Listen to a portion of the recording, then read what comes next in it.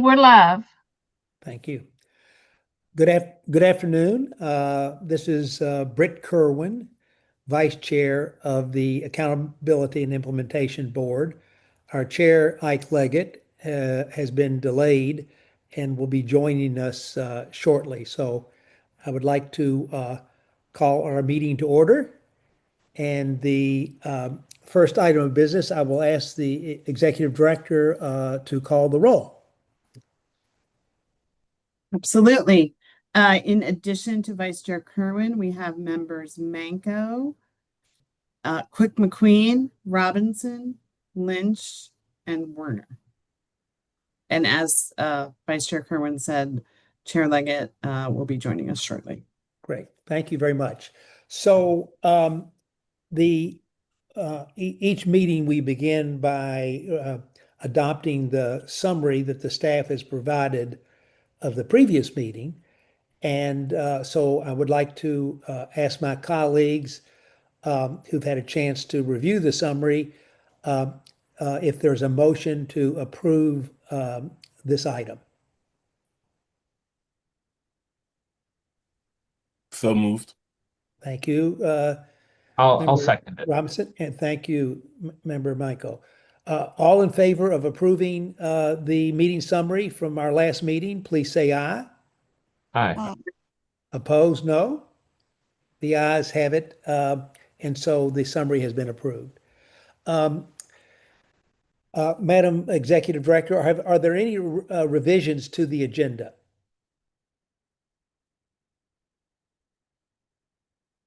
As published? No changes to the agenda unless any members have a change they'd like to ask for. And so let me ask my colleagues if anyone has a desire to change the agenda item, please let us know. Hearing no comment, I think we can move forward with the agenda as provided. So is there, Madam Executive Director, are there some public comments to be heard? We do have three individuals who requested to make public comment. The first person is Dr. Simone Gibson with the Maryland Initiative for Literacy and Equity, better known as MILE. Yes. From Morgan State University. Dr. Gibson. Good. Dr. Gibson, are you ready to present? Hi, I'm sorry, my volume was off. Was that for me? Yes. Yes. All right. It Good is. morning. Good afternoon. Good afternoon. Good afternoon to you, doing? and thank you for coming to speak to us. Thank you so much for having me. I appreciate you. If y'all give me 1 second, I'm just pulling up my notes. Okay. So I can just start? Yes, Yep. please. Okay. All right. Good afternoon. My name is Dr. Simone Gibson, and today I'm speaking to you in my capacity as co-director of the Maryland Initiative for Literacy and Equity, or MILE. MILE is a partnership between Morgan State University and the University of Maryland College Park, founded 3 years ago with the intent of serving as the state's Research and Technical Assistance Center for Literacy and Equity. I last spoke with you along with DJ Bolger, the MILE director, about 3 years ago when we first finished the statewide literacy reviews. Since then, we've been busy, and I'm here today to share a little about our work in higher education. A few years ago, when Dr. Wright became permanent superintendent, there were quite a few literacy-based activities, one of which involved the convening of higher education. At that meeting, a comment was made that science of reading did not live in Maryland in higher education. Since summer of 2025, MILE has hosted 4 convenings with IHEs throughout Maryland under the name of Maryland Higher Education Literacy Consortium, MELC. Although unfunded, our goal is to meet every quarter or so to support one another in enacting evidence-based literacy practices or science of reading with our teacher candidates. These sessions all involve updates from either IAB or PSTEB to ensure faculty are aware of policy and the rules that help shape our teacher preparation. In addition, we focus on faculty instruction. For example, our most recent session, which will continue in October, is addressing ways of training candidates to supplement high-quality instructional materials to align with standards and cultural responsiveness. In addition to these quarterly sessions, MILE has also partnered with Deans for Impact to provide individualized science of reading coaching to faculty from Hood College, McDaniel, Towson, and Salisbury University, in a pilot that we hope to expand. In closing, science of reading is alive and well in many of the IHEs in Maryland. Miles' work is ultimately about turning shared commitment into coordinated action across universities, school systems, and classrooms so that every educator is supported and using what we know works, and every student in Maryland has a real and equitable opportunity to become a confident, capable reader and writer. Thank you for your time today. Dr. Gibson, let me express our appreciation for the work Mile has done. We embarked on this very ambitious literacy initiative in partnership with the State Board of Education. And Mile played such a critical role in the rollout of in the startup of this initiative. I do have one question for you. How well do you think the science of reading has been embraced throughout the state? Is it fully being implemented in all of our LEAs, or are there some that aren't there yet? Now, your LEAs are doing the work, but it takes time, right? Right. I know there's a lot of pressure because there's funding around Blueprint and we've got a certain Right. amount of time to get work done, but this takes time. I mean, Right. so we're starting to do some research, for instance, on teachers within their first 3 years of teaching. So not only if you're coming from a school system, well, first of all, only about 40% of teachers are coming from our institutions in IITs, right? So let's assume you're coming from a school that hasn't necessarily trained you in science of reading. So not only are you getting familiar with the joys of being a brand new teacher with all the expectations aligned with that, but you're also being inculcated into a system that's doing things with reading that you're not accustomed to. All of that just takes a ton of time. And that has nothing to do with the experienced teachers who have a toolkit filled with experiences, and they're trying to make some sense of this new science of reading approach in alignment with all of what they've learned already. So are your school systems doing it? Yes. Does it take time? Yes. So while the outcomes, I know MCAP came out and some folks are not so happy about the outcomes, but it was expected in my mind. It takes time. Just my thoughts. But to answer your question, yes, it's happening in your school. Thank you so much. I see that, we appreciate your testimony. Thank you. Sure. Y'all, thank you so much. Okay. Bye-bye. Bye-bye. I see that our chair, I think, has joined us, Madam Executive Director, so I will turn No, the. could please continue, Britt, for his piece. I'll pick up Okay. later. Yes, thank All you. right, good. So we have our next presentation. Our next public comment testimony is from Shannon Wilk. There she is. Hello, welcome. Hello. Good afternoon, Chair Leggett, Vice Chair Kerwin, and members of the AIB. My name is Shannon Wilk, and I am Director of Education at We Are CASA. I am also an active member of Community Well, a grassroots coalition dedicated to ensuring the state's immigrant and multilingual learners receive the resources and services needed to meet their full academic potential. We're here today to ensure that multilingual learners are centered in discussion and the decision-making process as the Blueprint moves forward. Community Well deeply appreciates the Blueprint's prioritization of college and career readiness. We recognize that for many multilingual learners, career and technical education, or CTE, has the potential to serve as a bridge between high school graduation and high-paying, high-demand careers. However, we have also observed significant barriers to access during this first few years of implementation. First, many students and families still remain unaware that CTE is available. Oftentimes, multilingual learners are leaving school before graduation to work, not realizing they could dramatically increase their earnings and professional trajectory by staying in school and completing CTE. Secondly, students must complete a state-approved sequence of courses to graduate. However, many multilingual learners are not receiving language instruction within their respective course content. Instead, they are placed in non-credit bearing English language courses, which put them off track to meet eligibility for CTE.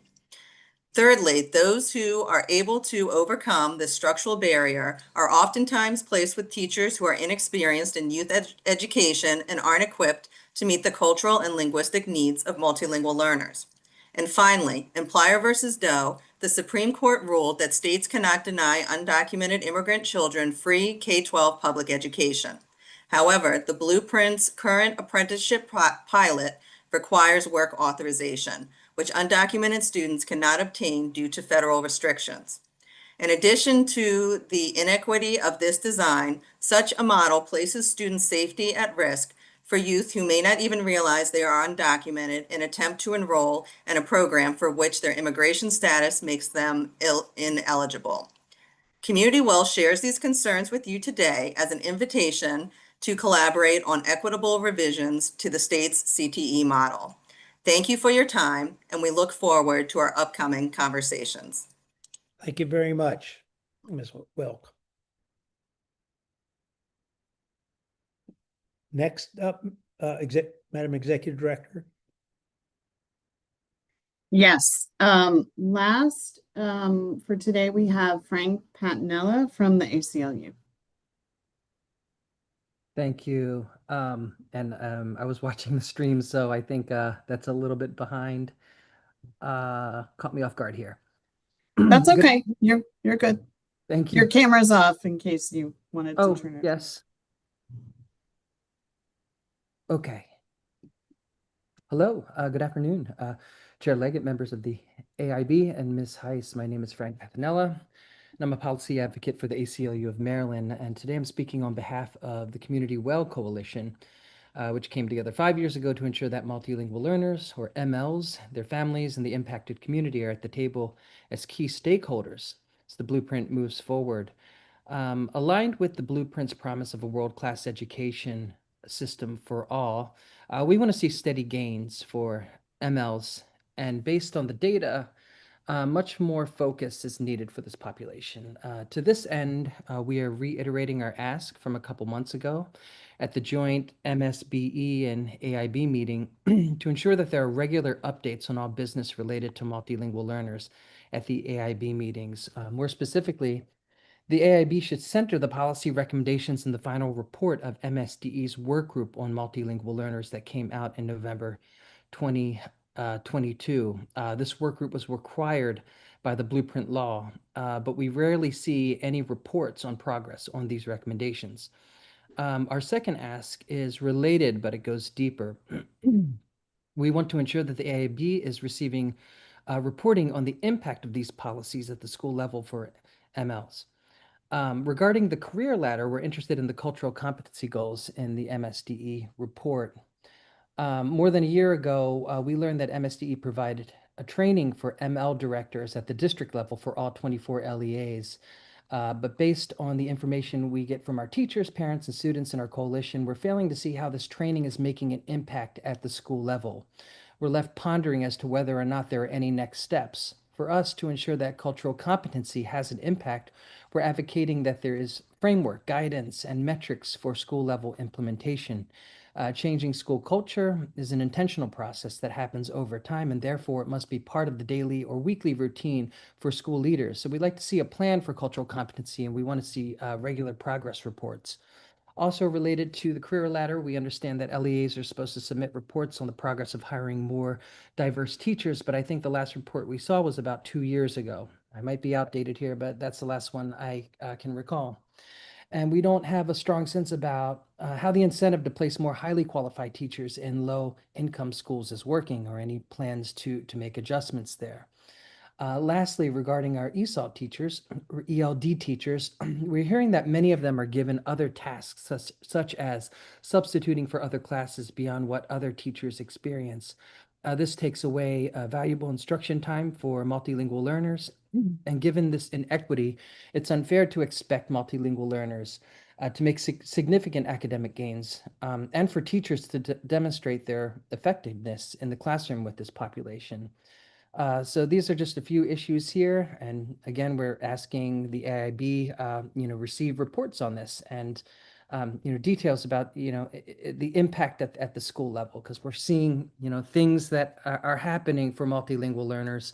And recently, I can say that we're very happy with MSDE's recent literacy policy. We've been at this for a while as the only coalition that's focused on multilingual learners in the state.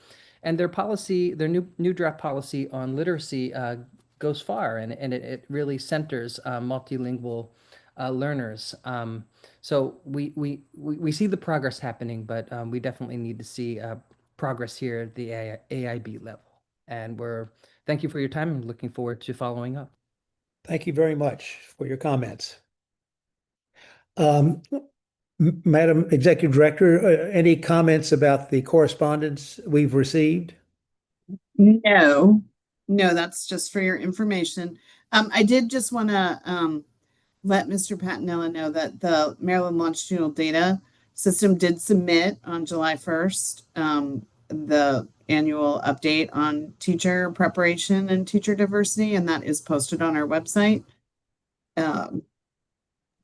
So just for yes, your information, definitely take a look. Thank you. Please do. Okay, great. Thank you. Okay. With that completed, Mr. Chairman, would you like to take over?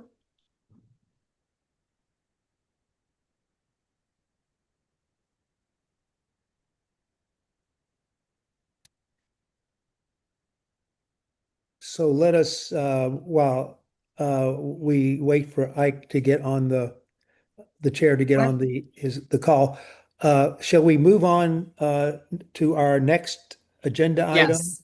Let's move on to our Blueprint Progress Spotlight. All right. And I can see that Very we've got good. our panelists here ready to go. And I'm going to turn it over to Arshia Sethi Snowden and Libby Diamond to introduce this panel. Great. I'm actually going to hand it over to Libby. Libby, I'm getting your slides up right now, and then we will move to our panelists.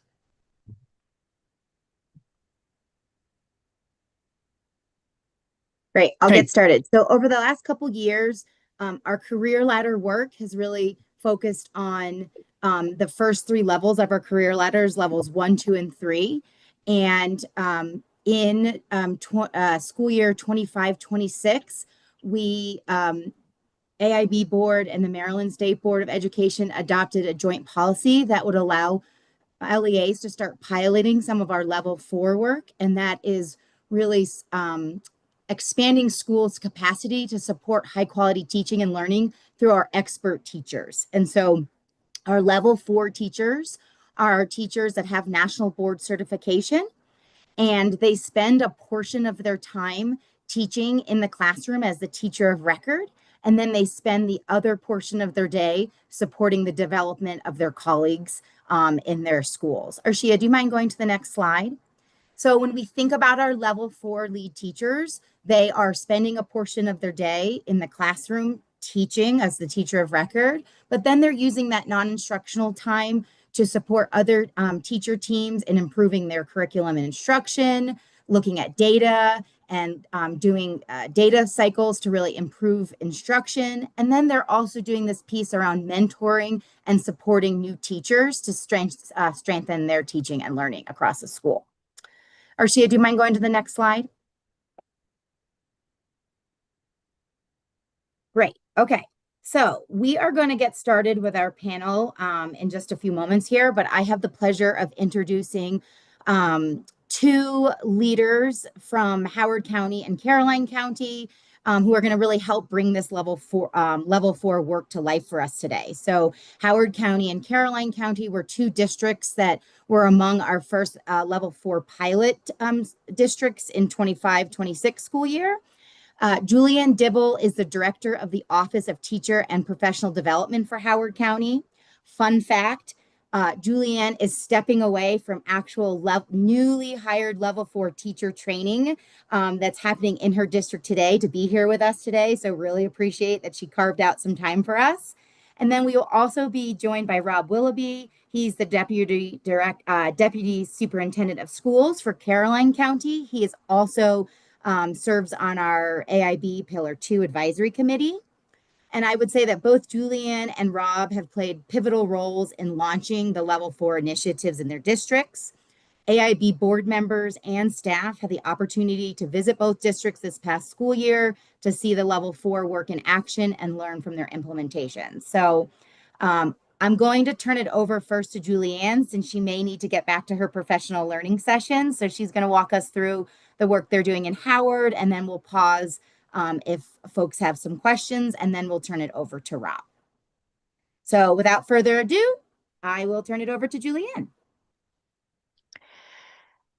Good afternoon, everyone. I'll Good just give a afternoon. moment for the slide deck.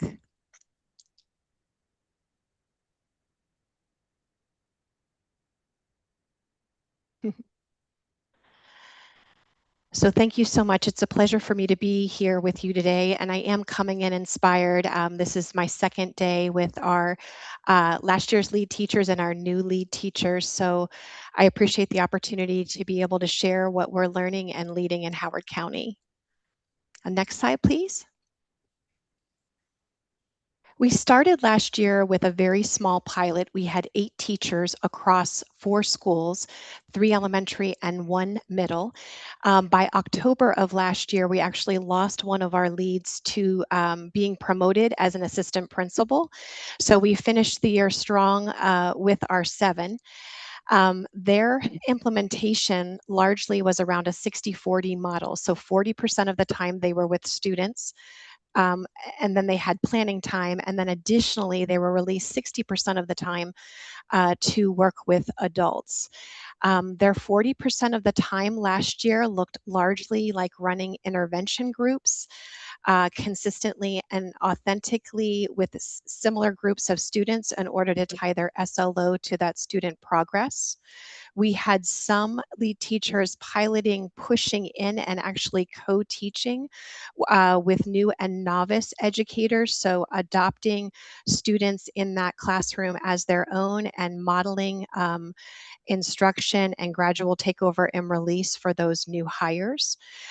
We also had one person who was assigned to 2 periods a day. So we've been trying to experiment with that 40%, and we will continue to expand model applications in our second year of the pilot.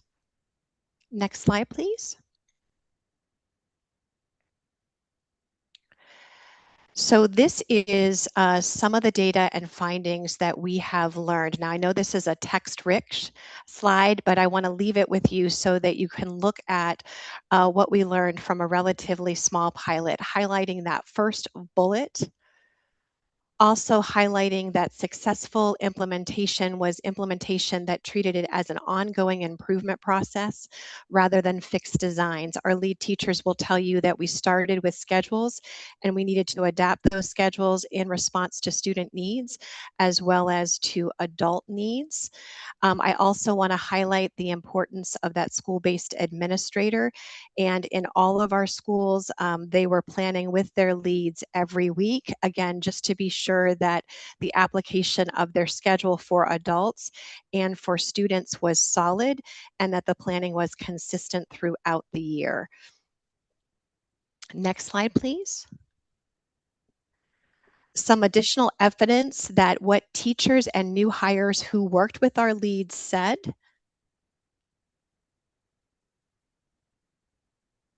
I think very significant is that second bullet. And the fourth about significant change in practice. That having that person consistently in their building side by side, teaching the students, knowing the families, and that having that person authentically be able to model instructional practices, to provide critical feedback, to analyze data and help with instructional planning and design was instrumental. That person became a part of the fabric of the school, aligned with school improvement efforts and student needs. Next slide, please. Lastly, just wanted to show you this concretely. We've been tracking their schedules and their time management of the 60/40 as it looks, as you might understand, slightly different in different schools and different levels. So really seeing those summary findings about how their role became clearer and more transparent and significant as the year progressed. Again, lead teachers telling us that they immediately had credibility because they were with students 40% of the time. And so even those who were new to a building were seen very differently than our full released coaches who might be spread across 2 or 4 buildings. So their ability to have impact was immediate. Also, that evidence of transformative practice, of changing the way teachers think about lesson design and the way they use data to drive instruction became more coherent. And obviously, the same changes or challenges that occur with managing that schedule when you are teaching 40% of the time and you are released 60% of the time, your planning is the one thing that often gets lost. It's very difficult for our leads to say no to a teacher when they come to them during their planning time and have needs. So we're still working on putting up healthy barriers. But when someone is new to a building and hardworking, we just want to be sure that most of our leads reported that the second half of the year was better, that they were doing less things late at night than the first part of the year. Next slide, please. So in terms of celebration of year 1 and how work is continuing in year 2, these are our competencies through which we will be assessing lead teacher growth and learning. We have developed an observation tool that we piloted in our small pilot this year, but that we will continue in our expanded pilot. That we piloted last year and will be continuing this year. Again, helping our leads establish a deep understanding of this. So when a lead in a building will be observed by their principal, working with students and program staff from my office and the curricular program areas will use our observation tool connected to these core competencies. So it'll be program staff coming in for that 60% of the time. We want to test the tool more expansively. Feedback initially was good, but again, our initial pilot was smaller. So we want to test it out with more staff across more buildings to be sure that we make any refinements necessary for future use. Once we have it finalized later this year, we'll be bringing administrators in. So administrators will have training and time to learn and get familiar with the tool so that in subsequent years, administrators could also observe the 60% of the role, and that will be part of their full evaluation cycle. Next slide, please.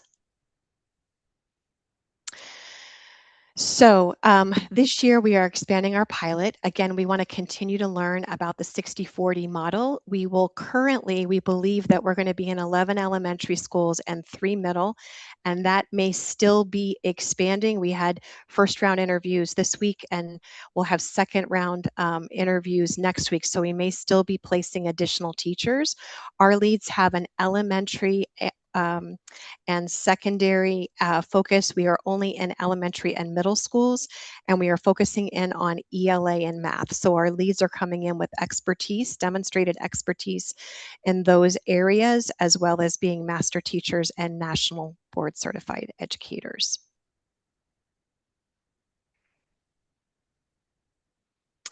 I wanted to show you this because on the top, we have our competencies through which lead teachers are demonstrating their growth and learning.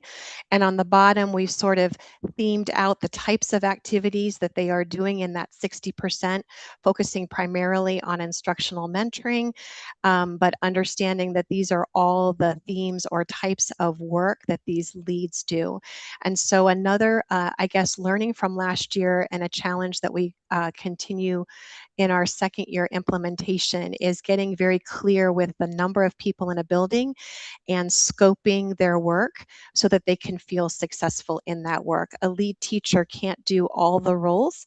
And as you saw in our feedback, the model can be successful when that 60% is scoped and they can prioritize what their workload is, with whom they're working, their involvement in collaborative planning sessions, leading data conversations, providing professional learning in the school so that it's scoped in a way that they can be successful. In our second year model, we have pairs. Last year, we only put 2 ELA or 2 math in the same building. This year at the middle school level, we're putting 1 ELA and 1 math. So they have a partner, but it's cross-disciplinary. We also have some staff in our elementary models that'll be singletons, but they'll be paired with additional staffing in those buildings, a coach in ELA or math, interventionists. So there will be a leadership team in those buildings. But again, in response to the needs of schools and our ability to expand our model by repurposing our fully released coaches, we are trying some different models to again get traction on what works best for the individual staff there and the students that we serve. Next slide, please. Just a few more things to lift up. Again, we're in the second year of our pilot. We have actually actualized the creation of a lead teacher pool that has provided intense learning for us. As I mentioned, we're still coming right up to the start of the school year, and even though we started that process in January, the iterative nature of this has been a learning for us. Teachers remain, even though they want these positions and they are desirable, they don't want to leave their school, and oftentimes their school-based leader. So even in the presence of known and expansive administrator changes, we had some people who actually declined opportunities because they didn't understand they had to be willing to move to the buildings where we need to have them placed. I think other successes for us have been the cross-divisional efforts with the Office of Human Resources to establish the pool, to have interview panels that are representative of the Division of Schools of Curriculum and Instruction of Diversity, Equity, and Inclusion, and to have performance-based tasks built into those interviews, and to have buy-in from stakeholders that is authentic across divisions. We'll continue and have had great success with building relationships and understanding, depth of understanding with our bargaining units, and have included their stakeholder groups in the interview process, in the crafting of the questions, in the assessment of the performance assessment, and the actual implementation and progress in the model with the focus groups. And we continue to work to institutionalize the budget of this. So we're grateful that we have been able to expand, and we hope to be able to continue to do that aligned with the parameters of the law. Again, just success on the right side, sharing that we have done everything to really bring in administrator and teacher voice. And the one thing that I'm particularly proud of is the way in which we have worked to institutionalize professional learning opportunities, where people who aren't yet on the ladder have access to learning opportunities to mentor a colleague, to mentor a novice teacher, to have professional learning experiences. We have a mentoring and coaching suite that starts with a 6-hour asynchronous, moves to a full day, and a 2-day sort of a developing and proficient course sequence. This year, we're beginning our first 2-day academy, which we will institutionalize every year from here forward. And so as our numbers increase, we are trying to institutionalize equitable access to the types of learning experiences paired with national board certification and years of mastery in the field to make more teachers feel more confident and skilled and want to embrace these opportunities. Next slide, please. That might be it. Yeah, those are all the slides. Thank you so much. Appreciate you. Well, we want to thank you, Ms. Dibble, for the presentation. And I must say, the very thoughtful approach you've taken with these pilots and how you seem to have learned from the first year to make modifications for what you're going to be doing in this coming years. All quite impressive. I have two questions. First, how do you select the lead teachers? So we have collaboratively created our process, which includes an application process. As part of that process, there are some narrative questions that candidates need to respond to. Those questions are scored by the round one panel. And from that experience, people are invited to interview.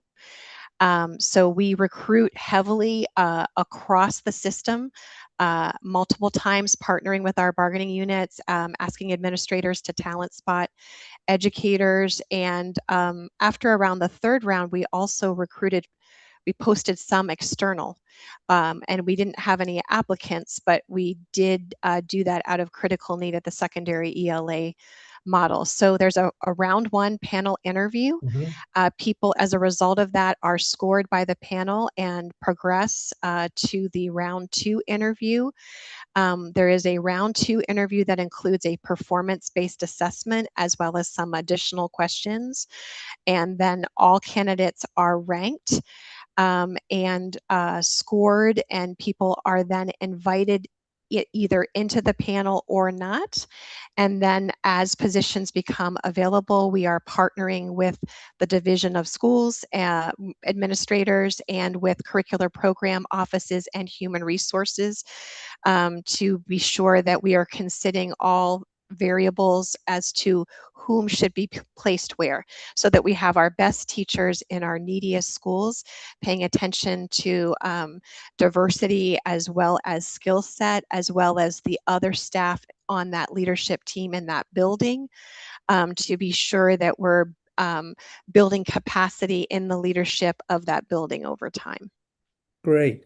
And do you feel that after this second pilot year, you will be in a position to propose a model for this level 4? So I think where we are now, yes, and we want to implement the 60-40 model, and the law continually rests at 50-50.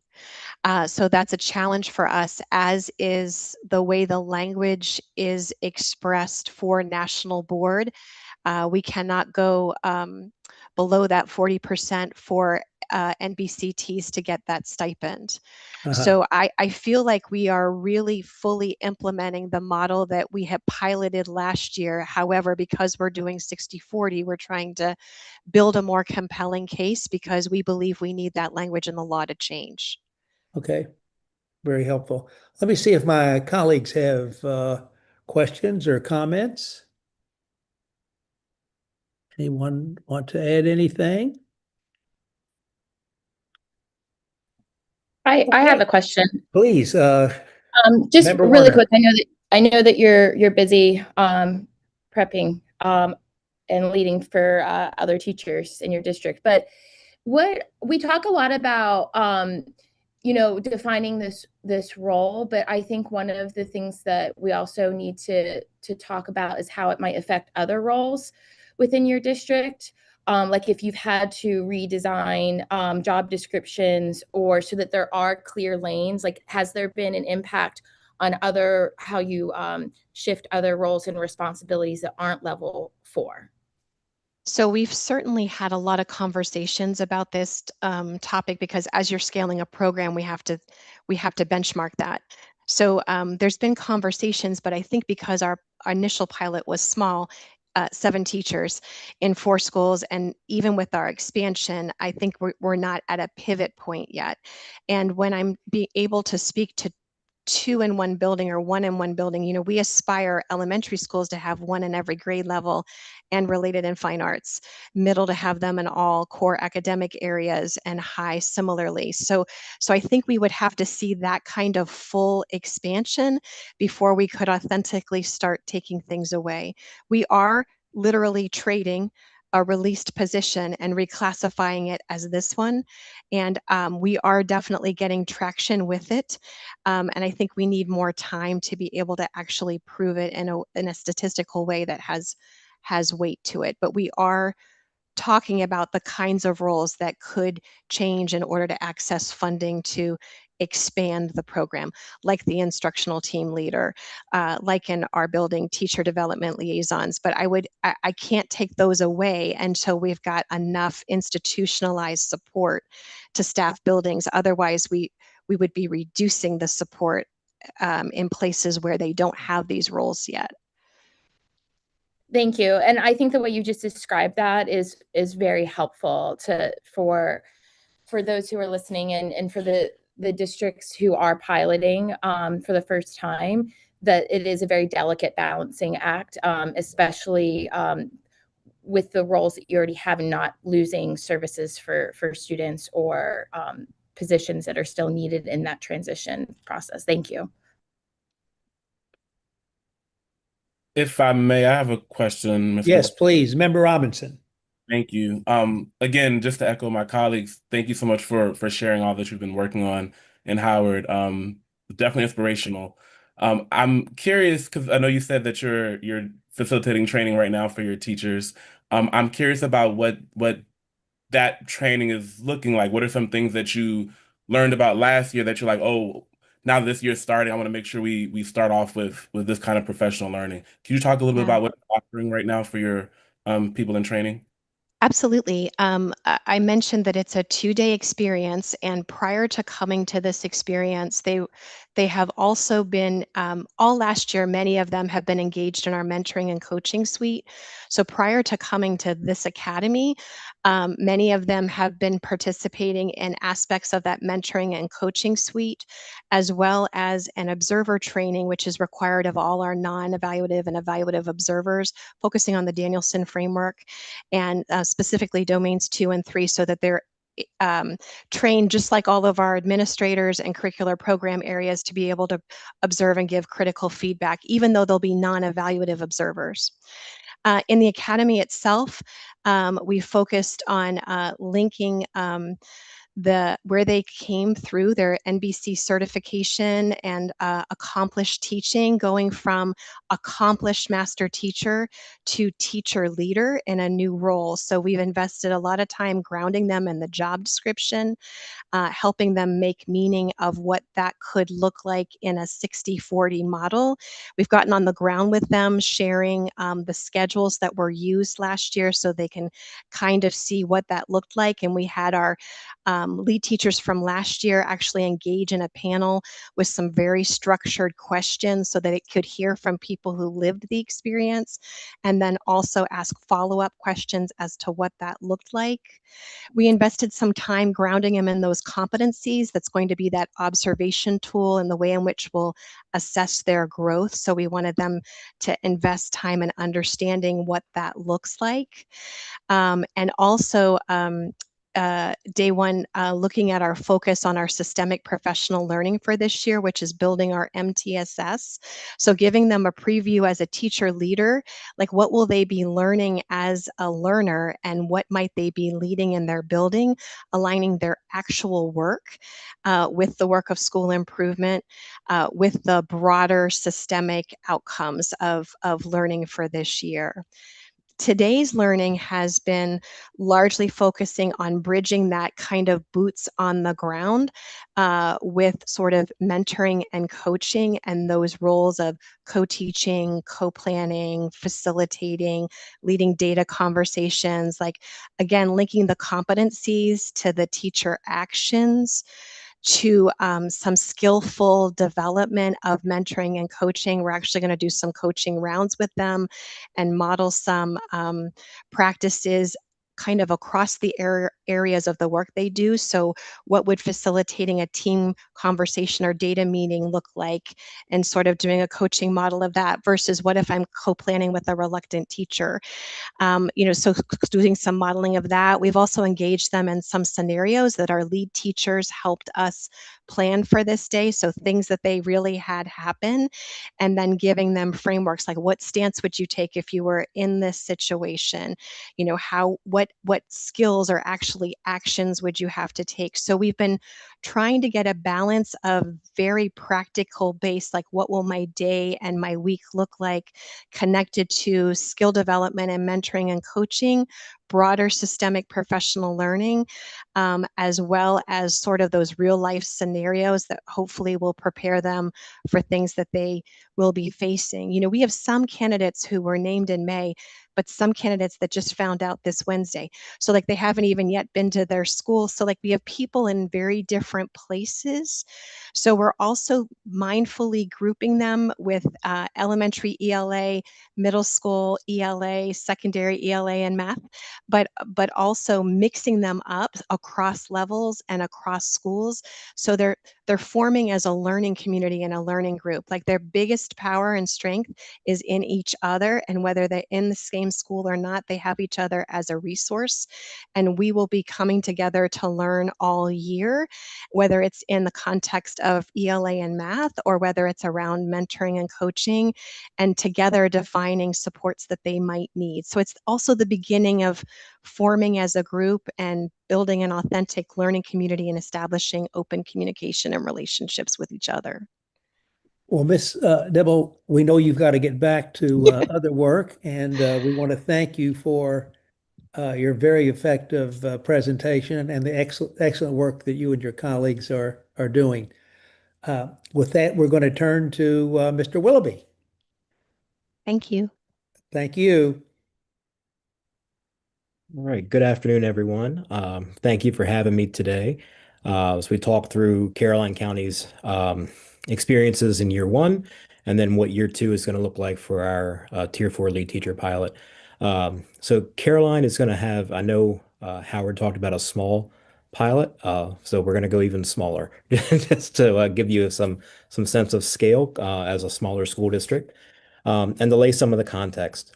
So our traditional staffing design is that each of our 9 schools has 2 full-time, full-release coaches in them as our traditional staffing. One that is focused on ELA or literacy, and the other is focused on math. And you can see that those job duties include data review, job embedded PD, working with scheduling, mentoring, and coaching. Again, they're full release, and they work 10 additional days than our 10-month teachers. So they're 10 and a half month teachers. When the opportunity came for us to start a pilot of Tier 4, those were the positions that we looked at as lead teachers. Certainly, the job description is not exactly the same. There does need to be some tweaks that were made to that, and we were able to do that and submit that and have that approved. But they were the most closely related positions that we had. And so we started looking at opportunities where we could take some of these existing coaching positions that currently do not teach at all during their day. And how do we make them into Tier 4 lead teachers? We started actually our pilot looking at secondary because we have 2 middle schools and 2 high schools. So out of our 8 secondary coaches, we had 5 at the beginning of last summer, that were either already MBC or were pursuing MBC. And last summer, when the pilot opportunity came up, we had a literacy coach position at North Carolina High School that became open. And that seemed for us to be the perfect place to pilot a Tier 4 lead teacher. So that is what we looked at and how we kind of got into the pilot world. We did negotiate with our union that our Tier 4 positions, whether they're lead, distinguished, or eventually professor distinguished, would be 11-month teachers. And like I said, we did really take some time and lean into what the statute says for lead teachers and where we needed to make changes and revisions to the current job description that we had to really elevate those current coaching positions that we have. So if you can go to the next slide, please. This slide, this is Miss Kim Melke. And Mrs. Melke was our lead teacher last year at North Carolina High School. And this is her reflection on her experience. So just to give you a little bit of background, and certainly we'll leave these slides with you so that you can read this. Ms. Melke is a very accomplished educator who is also an NBC. And when the position came open last summer, she applied and she was the successful candidate, and sort of in our world and in our thought, the perfect candidate to come in to what had been a literacy coach. She did have a literacy background, and take that position and transform it and run with it. What you'll find in her comments as you read through, very, very, very similar to what you heard from our colleagues in Howard. The fact that Miss Melke was in front of kids and was teaching for a portion of her day really led to her having more credibility with the staff, of her being able to walk in and do some coaching or make suggestions and have it not be met with, oh, is that really going to work? Like, she had credibility. It was authentic. She will also tell you it kept her on her toes. She was able to walk the walk, and really make a difference. She was co-teaching an English section with a non-tenured teacher for part of the year. And then for the other part of the year, she was the teacher of record for a tier 3 small group intervention for some of our students that need the most help. So both those experiences were worthwhile. When she was not in front of students, though, she was working hand in hand with some of our novice teachers, our first year teachers, including teachers that maybe were coming to us and were not yet fully licensed. And I will just, to paraphrase, there were folks that she worked with that have told us that if it wasn't for her work, they may not have made it through that first year. And the time and the energy and the effort that she gave. And so we did find this to be a very, very successful pilot. It was certainly in all ways a true pilot. Like, we needed to take some time, look at the job description. Did the job description need to change? Did how it had been traditionally put out, did that need to evolve in some way? But at the end of the year, we felt like we had a good mix. We had a good product, and we did find that we were ready to potentially expand with some of these positions. The one caveat we wanted to make was that we were going to transition these coaching positions as they became open or as the incumbent became NBC. We did not want to displace anyone from their job as we did this. So we do want it to be a natural progression, but eventually that's where these would go. On the next slide, and this I think is helpful as well. This is Mr. Spiker, who is the principal at North Carolina High School. And again, you can read his words, because what the administration at North High felt like they got out of having a lead teacher in their building was someone who wasn't evaluative and who wasn't, quote unquote, an administrator, wasn't one of them, but who could take on some of those true teacher leadership roles and responsibilities of maybe going into a teacher and saying, hey, I think there's an area you need to focus on, and having it truly be almost like an intervention and a coaching session that wasn't dictated by, let's say, an ineffective observation or a professional improvement plan or something like that, almost like an early intervention. We've had coaches in our buildings for a long time, but those coaches have not had that teacher leadership mandate. And the tier 4 lead teacher does have that mandate. And so that became extremely helpful to be able to sort of take some things off of the administrator's plate, give Ms. Melke the opportunity to go in and to lead from her position as a teacher, be it a tier 4 teacher, but as a teacher, but truly have a mandate to go out and lead and to make positive changes and to do so in a way that again was transparent, authentic, and had credibility. And so this was something that was very well received. They were very excited, and we're excited to be able to continue it this year. If you go to the next slide, over the summer, this summer, we did have another literacy coach position vacate at our other high school, at Colonel Richardson High School. And so when it vacated, we immediately went, here's another opportunity for another lead teacher. Here's an opportunity to expand our pilot. And so we did go through that process. And as we went through that process, this is going to be a little bit of a different experience for us because remember, our model has been one ELA and one math. The position that vacated at Colonel High was the literacy coach, but the successful candidate who will be our new lead teacher is an MBC in math. So we will actually have a lead teacher who has a math background, and then our traditional math coach there. We want these positions, these lead teacher positions, to sort of almost be, in another word, content agnostic. Like you're going in and you're talking about teaching and learning. You're going in and you're trying to help anyone, no matter what the content or whatever the level is. And so where Miss Melky was in a literacy coach position that we had turned into a lead teacher with a literacy background, our new lead teacher here is really going to be more of a broader sort of academic minded, content agnostic person who, we think that is the model going forward. It opens it up to your best regardless of content area. So a social studies MBC might be someone that, could be a lead teacher even though they're not ELA or math because they are really good at coaching and really good at mentoring and really good at getting results and things like that. We're excited to be able to expand and have both of our high schools have a tier 4 lead teacher. Um, and so we do want, in the second year, we'll be able to have some further comparison.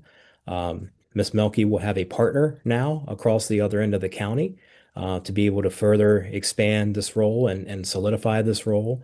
And again, we have other folks who are actively pursuing MBC, and because of the size of our district, we're able to sit down with all of our folks that are pursuing MBC and talk about careers and where they go once they attain. And they are saying, yes, like, if I attain in December, let's look at my position and can we turn that into a lead teacher position as part of a future pilot and things like that. So there's that. We did have, as you see at the bottom, we do have one of our coaches that is currently MBC, but chose to not pilot. That was a personal choice that had to do with number of working days. But we would have expanded into our middle schools if that person had chosen to go into the pilot. But that was a choice that was made, and that's fine. So this is how a small district is doing it, leveraging positions and FTEs that we already have, actually getting a little bit of extra teaching time because they don't teach any at current, and being able to do that, but really seeing opportunities for true teacher leadership in working with school administration and also in really credible and authentic coaching and mentoring that happens. As we continue to expand, whether this person is teaching an intervention, a small group intervention, whether they are rostered in with a novice teacher as a co-teacher to be able to have real, true, in the moment mentoring and coaching happening.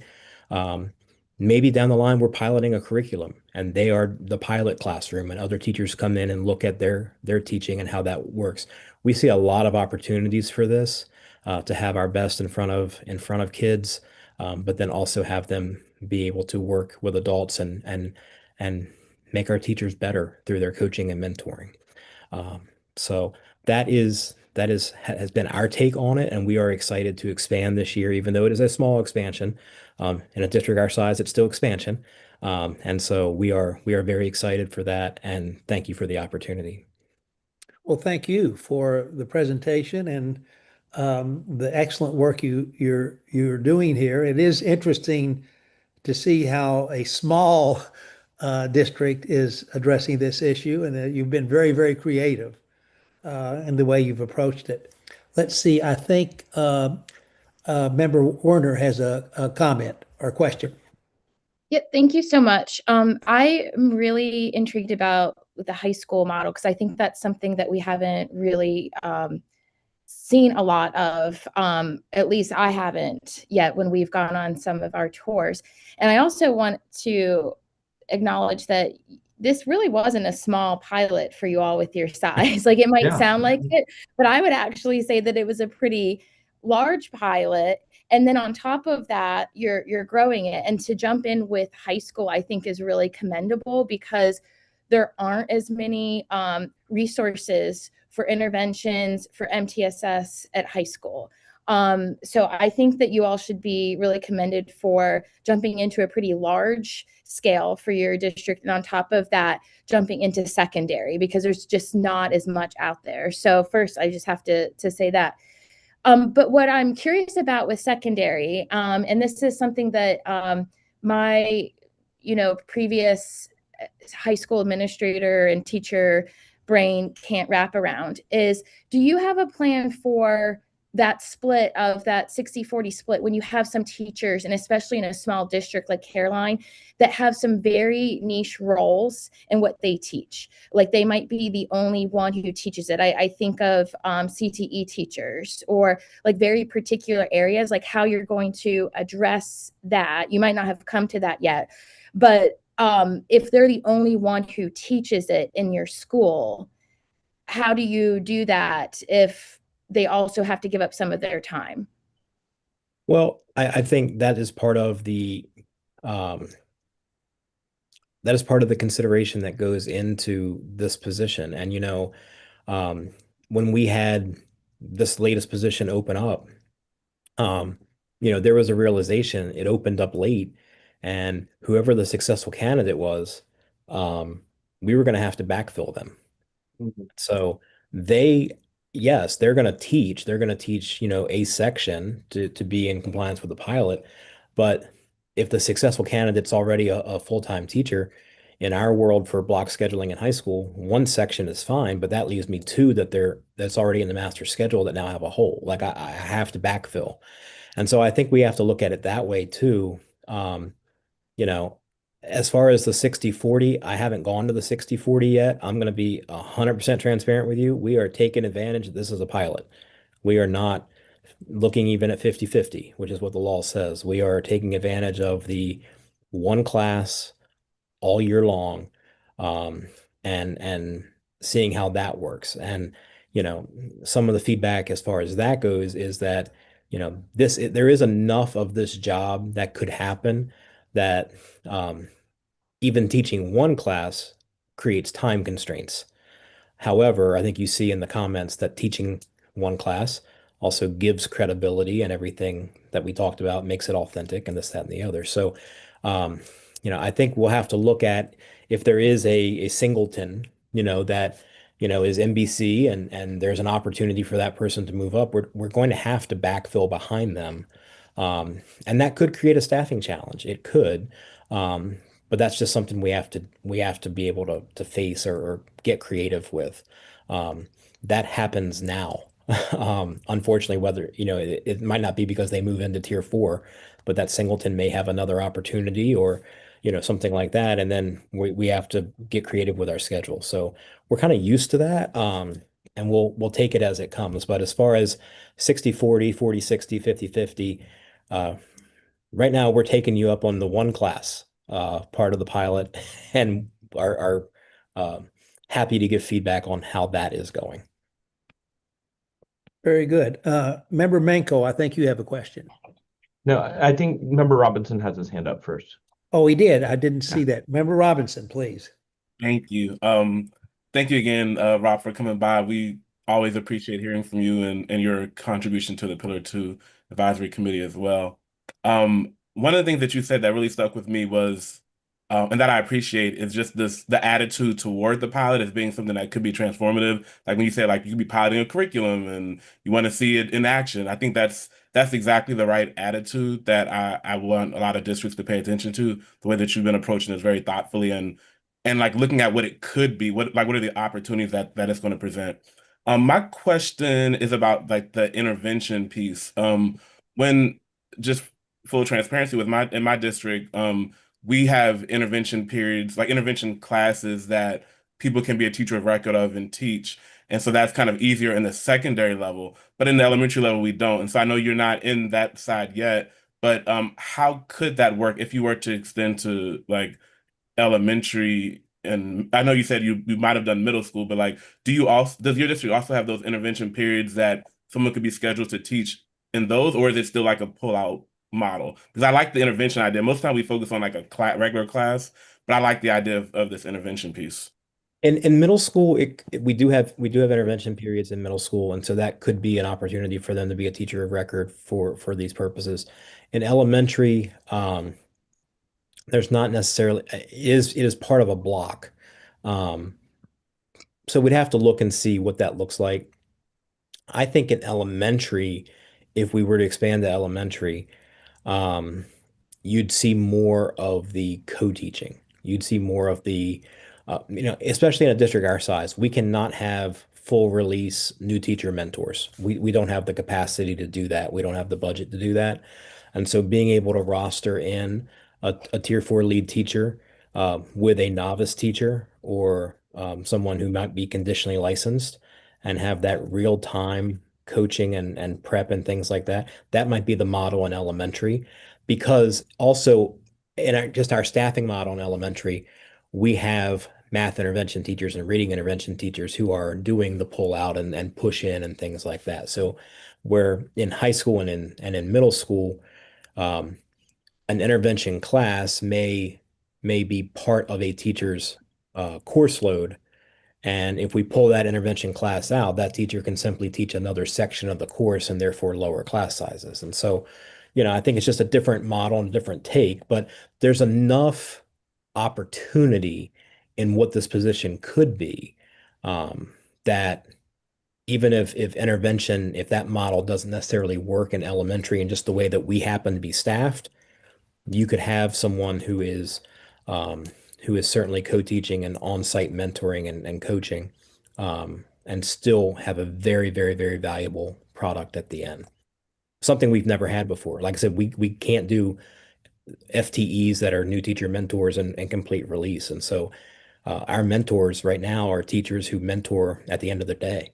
And so to be able to have someone that's teaching with me, we all want to have that first year of teaching back because we didn't know what we didn't know. Well, what if you had somebody standing with you for part of the day that did know what you didn't know? That's powerful. And that could be the model that we go with. Thank you. Okay, Member Manco. First off, thank you so much for your presentation. I would say one thing that really strikes me is just like the elegance of your model, because we have districts across the state that are trying to figure out how to do this, and yet many of these districts have coaches that are already in their schools. So the way that you've gone through and been able to take a kind of like already existing structure and modify it to fit within the constraints and expectations of the pilot program, I think is really, really great and could be at least something for other districts to look at as a potential path forward. My question is, it's just a curiosity around, and this extends beyond the pilot, but these coaches that you currently have within the schools, if you feel like some of the major yield you're getting is just having individuals who are there that are supporting teachers, but also are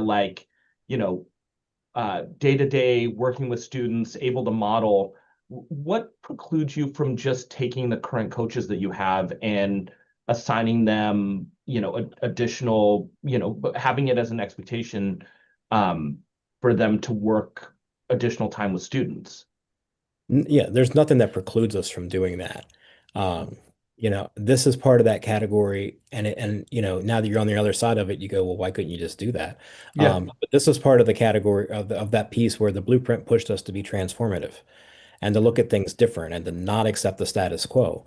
And so now this position has an expanded job description, and it has a true, like I said, a true mandate for teacher leadership. And that's what our current coaches don't. So, when I was a middle school principal, certainly I would invite my literacy coach, my math coach into my leadership team meetings, but they're not administrators and they're there because they're really good at what they do and they can coach folks. Um, a lead teacher has very distinctively by statute and part of their job description to take on leadership roles. And that kind of, they're still not an administrator, but that very clearly says, well, you are a leader and you are going to do some of these leadership things. And so that is different. And so, yeah, we could certainly take our current coaches and give them time in front of students. And many of them do pick up an intervention class or pick up, things like that, especially where there's need in the master schedule. But that's not, to me, I don't want to say we could do that now, but to really have it be a tier 4 teacher, we've got to go by this expanded and really optimized job description that includes that teacher leadership piece that's really missing from what these current positions have. And again, that's just part of what the blueprint asks us to do, think differently. And I think to your first point too, with us having full release coaches, 60/40 is what's required in order to get the $10,000 and be on the career ladder. If they're full release, they're not getting that. And so this pilot and this lead teacher opportunity allows us an opportunity to look at these folks and say, hey, you're in a position right now that does not qualify, but here's a way that I can put you in a position that does. Sure. And reward you for your work and reward you for your expertise and for your efforts and things like that. And so that's why we looked at those positions, not just because the position and the job description helps the school, but to really help our employees be able to access growth in their career, which again is part of what the blueprint wants us to do. Very good. Well, I don't see any other hands up, Mr. Willoughby. I just want to thank you for taking the time and coming and speaking with us, and for really the excellent, and as Member Manco said, very innovative approach you've taken to creating this Tier 4 pilot. So we do appreciate it, and please let your colleagues know how pleased we are with the work they're doing. Thank you, Dr. Kerwin. Thank you very much. Okay. Yep. Okay, with that, I am prepared to turn the floor back over to our leader, Mr. Chairman. You're on mute, Mr. Chair. Thank you, and thank you, Dr. Curran, for your leadership. I think we are at a point now where we have to do the career ladder. Correct. Yeah, yes. So why Correct. don't we go to that right away? Yeah. Great. Perfect. Thank you, Mr. Chair.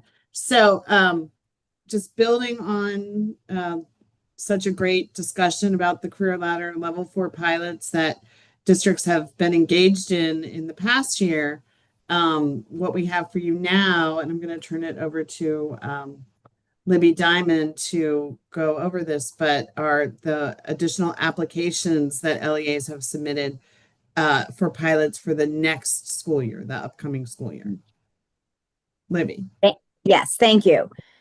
So we are really excited that we are going to double our level 4 pilot participation this coming school year. So the 5 LEAs that piloted last year did apply for pilot extensions. And you can see on the screen who those are: Caroline, Dorchester, Howard, Kent, and Prince George's. They will be expanding the level 4 implementation, refining existing pilot models, and continuing that data collection on and impact data. as you kind of heard from Rob and Julianne earlier. And then we have 5 LEAs who will launch initial pilots: Cecil, St. Mary's, Somerset, Talbot, and Washington. They are just beginning their journey. And so they are going to be testing the teaching and scheduling models and really beginning that capacity building at the local level for each of them. And so I will turn it back over to Madam Executive Director Heiss to read the motion. I did work with my colleague at MSDE, Kristen Alquier, to review these pilot applications, and we worked with the LEAs. And so we're really excited to bring the final 8 applications to you all for recommended approval. And those counties are on the screen now. And I'll turn it back over to you, Madam Executive Director Heiss. So if anybody has any questions about any of these pilots, we're happy to answer questions. We've shared the applications with all of you, and they'll be on our website. But staff are recommending that the 8 districts, Caroline, Cecil, Dorchester, Howard, Kent, Prince George's, St. Mary's, and Somerset, be approved by the board. You approved the other 2 applications last month. Okay. Are there a motion to the effect, Madam Executive Director, that we approve the 8? I want you to read those off again, so sure. I'm looking at Caroline, sure. Cecil, Dorchester, Howard, Kent, Prince George's, St. Mary's, and Somerset. That's correct? Correct. Okay. All right. So that gives us a total with those 2 from last year of how many was it? 10? Okay. Correct. Right. There's a second to the motion? I second. Okay, moved and properly second. Any unread questions or comments on the motion? Okay. I do actually, Mr. Chair. Would it be possible to separate out Prince George's County? It would be my to recuse myself from that vote. Okay. Yes. Thank you. Thank you. All right. Any other unreadiness? All in favor with the exception of Prince George's County, please indicate by saying aye. Aye. Aye. Any opposition? The ayes have it. Now we'll entertain a motion for Prince George's County to be So included. moved, Mr. Chairman. What's that? So moved. All right, but moved as second. I second it. All I in second. favor, please indicate by saying aye. All right. Aye. All right, I'm going to notice the abstention of Member Robinson. Okay, thank you.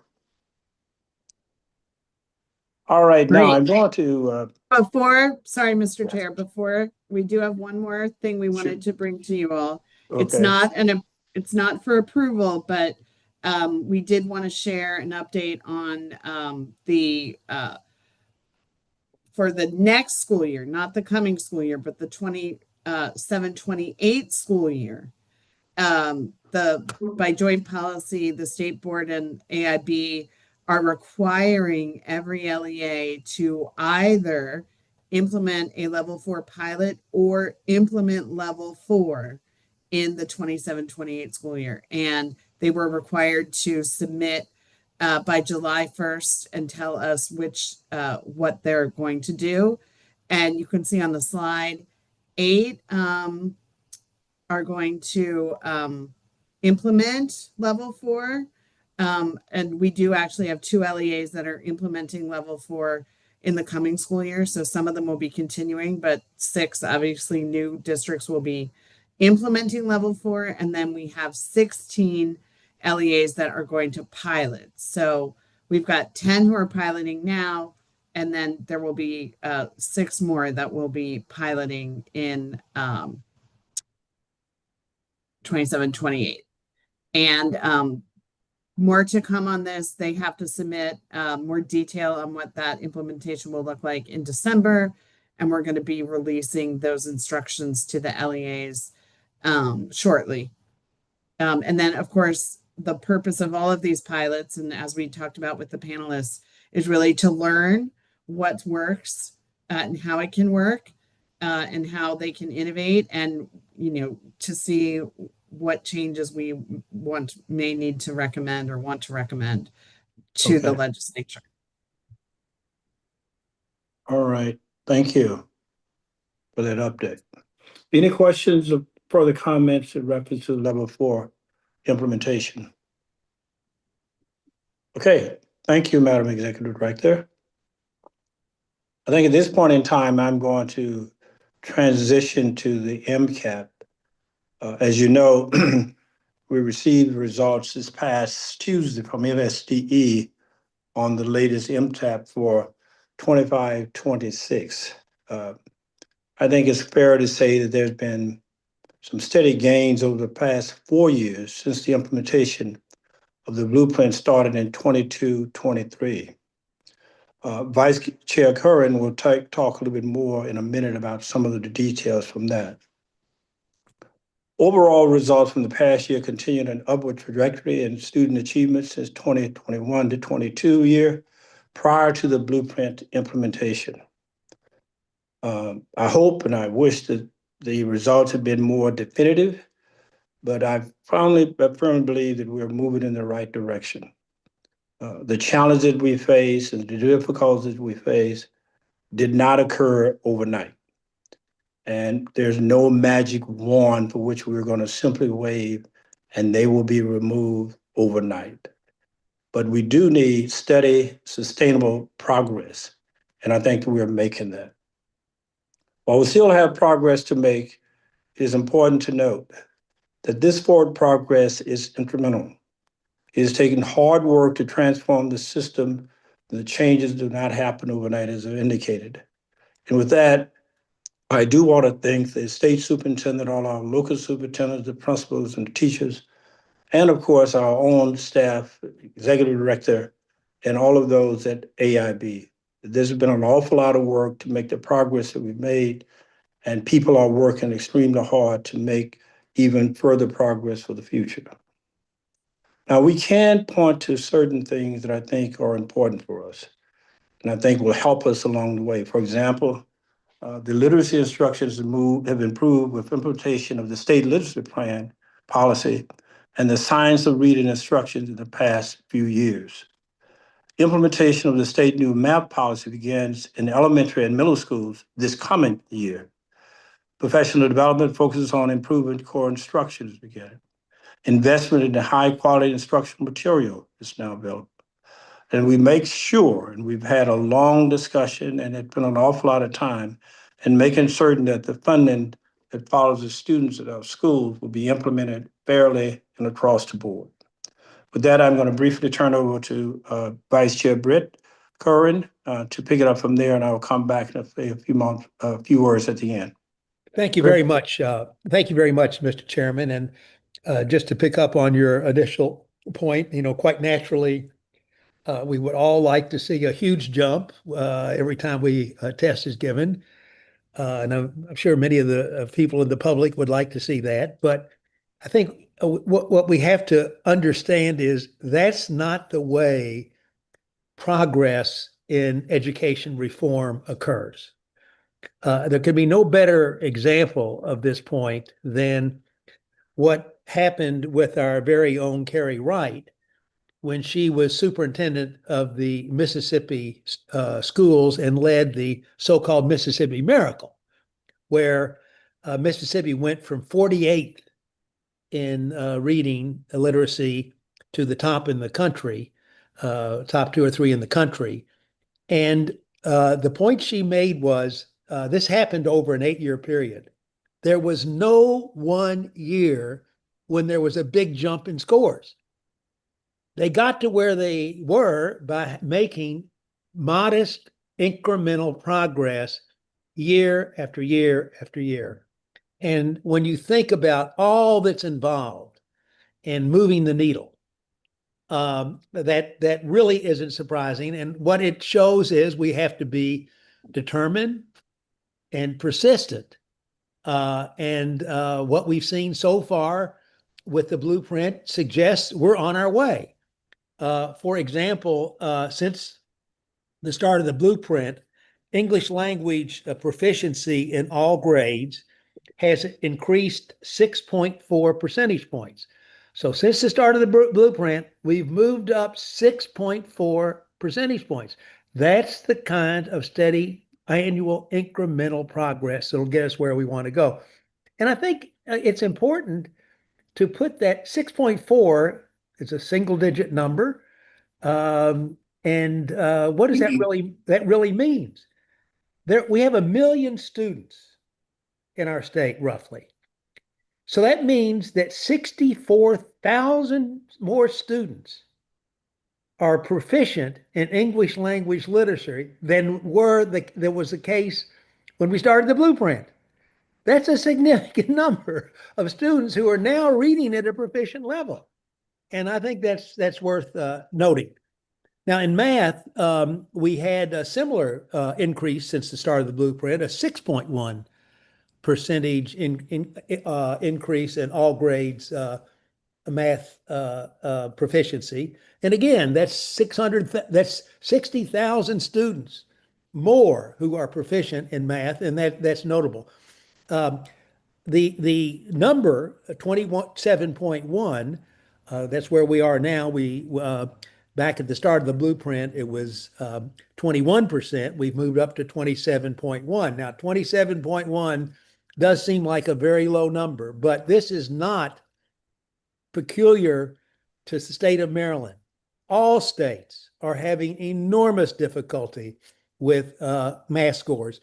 And quite frankly, if you look at the international PISA exam, all countries have seen a significant decline in their math scores. So this is a problem that is universal, this issue with math instruction. But the good news for Maryland is we're seeing upward progress. And that was really demonstrated, and I think we should all take heart from what we learned in this Harvard study that was released a few months ago that cited Maryland. It's one of the top 5 states in incremental increase in reading and literacy over the last several years. So clearly we're on the right trajectory. Clearly we're doing the kinds of things that are going to lead to success over time if we are persistent and if we keep at it that we all want to see. Mr. Chairman, I just want to make one other comment that I find very heartening, and that is since the start of the blueprint on English language literacy, all grades, we've seen an 11.7% increase for low-income students. And I think economically disadvantaged students. That is a huge gain for a category of students where we put an especially important priority. So I think that's one of the real successes that comes out of this data. I think there are some other things that helped us along the way. For example, chronic absenteeism has significantly declined. We've dropped to 22%, and keep in mind that a couple of years ago it was at 31%. So we've seen a 9% statewide decline in that. And of course, if students are not in the classroom consistently, then they are not really learning. There are some other things that will be done over the years to come, and hopefully in this year as well, particularly with special education and multilingual students. While a good deal of the blueprint implementation has rolled out over the past few years, after a slow start, for many reasons, including COVID, as we know, many things will be rolling out this year and beyond. For example, the state literacy coaches that our superintendent is high on and believe will be a game changer in many ways, will be help to support the implementation of the science of reading. New math policy that we've talked about before will be moving forward for a number of students at 3rd grade level. And of course, we are strengthening the core instruction tier, multi-tier system as well as support. All of those things are the kinds of things that build the foundation. And the way I look at this, as you know, I like to constantly go back to sports analogy. What this is built on in many ways are the teams that really play small ball. You know, they learn to hit, they bunt, they move the players into a proper position, they pitch well, they do all the fundamental things that appear to be small. But at the end of the day, all of those instrumental things end up to wins. And the small ball concept is one for which many teams have been successful. There are other teams, as you know, that go for the home runs, and they are sensational when you do it, but oftentimes that's not sustainable because you're not going to hit a ton of home runs each and every day to play the game. But you can play a good game of small ball, placing the fundamentals in place and making certain that you're doing things that are sustainable. The blueprint is built on that model and concept. Provide the incremental changes we want to see and things that are in fact sustainable. And we see the progress as we've stated here, and we'll look forward to even greater progress. And we'll go deeper into these to this matter a little bit later on in September board meeting. But I at least wanted to flag this because there have been a number of questions that have surfaced over the last week reference to where we are today.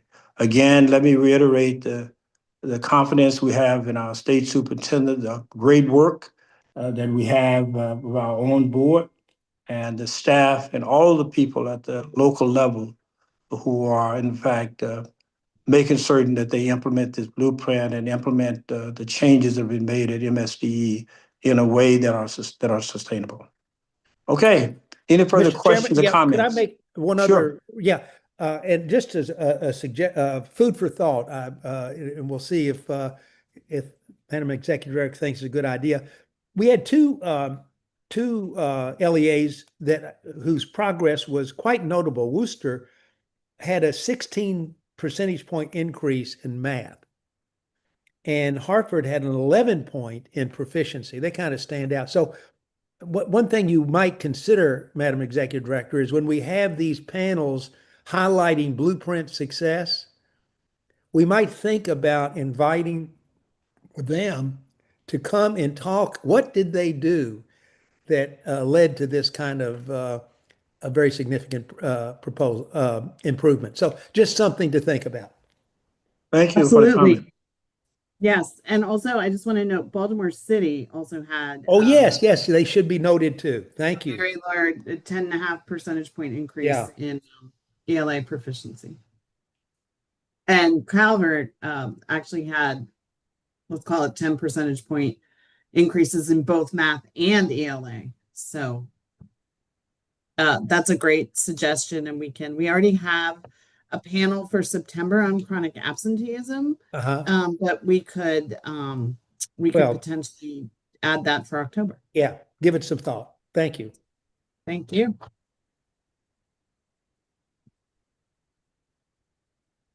Okay, any further questions or comments?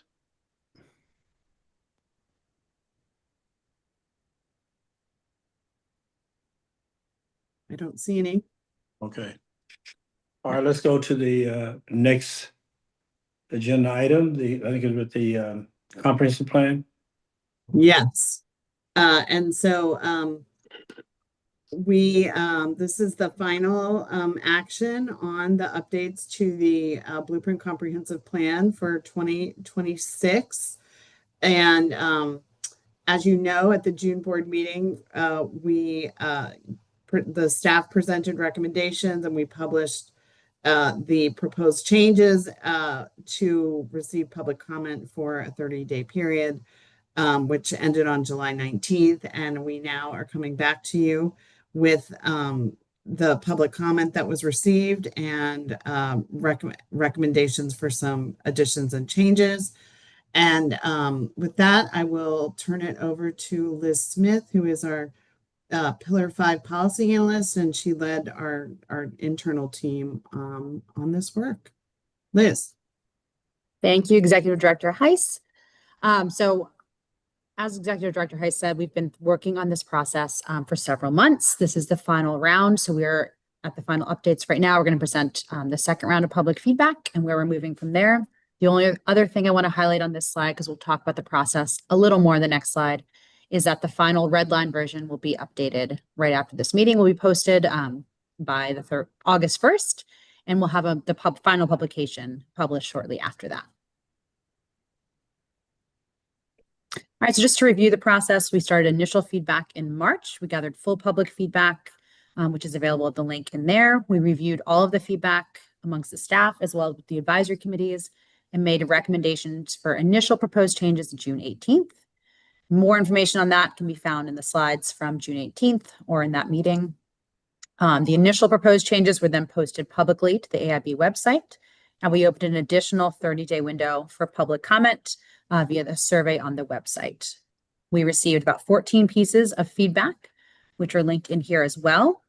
We reviewed all of that feedback and then are prepared the final recommendations for BCP edits, which we will talk about in just a moment.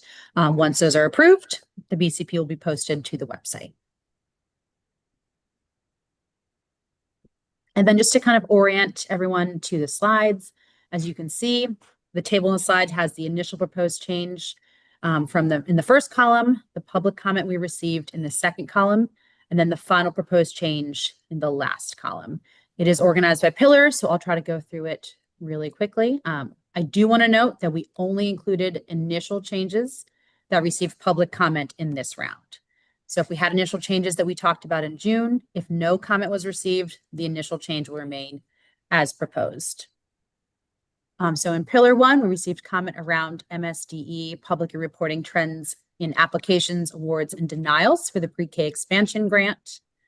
As of right now, we are not making any change to that language, but that request and information has been shared with MSDE. We also received feedback around ensuring technical assistance and office hours around the pre-K expansion grant are targeted community providers and specifically made accessible in multiple languages. We are changing that language to indicate that MSDE should provide guidance on machine translation and should use that to translate important documents, which is in alignment with other parts of the BCP that address translation. Additionally, we changed the deadline of the report due dates for the Judy and Patty Center evaluations reports to December 15th, based on a previous conversation we had. And finally, this was not included in the initial proposed changes from June, but we did receive further feedback around removing language in the 1.1 implementation considerations around expanding employee benefits to private providers. We are accepting that suggestion, so we are going to strike that implementation consideration from Pillar 1.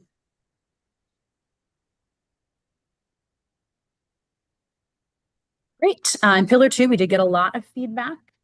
One was around the exit survey that the AIB and PSTEB are administering around the amount of feedback and what that process should look like. We are not making any changes to the language, but are going to be sharing the draft survey instrument for feedback prior to finalization. So that is part of our process, but we are not making any changes to the language in the BCP.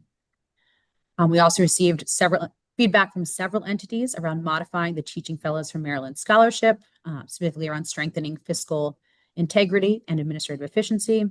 That would require legislative action. So that is something that is on our radar, but is not being changed at this time.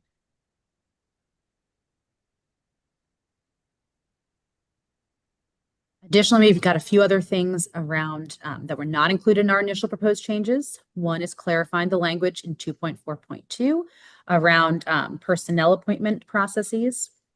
So we did make some changes to the language, as you can see in the final column, to clarify that a little bit and make sure everyone is aligned in that approach. We also got feedback on 2.4.2 around incorporating school counselors into the career ladder. In alignment with the 2027 operating budget.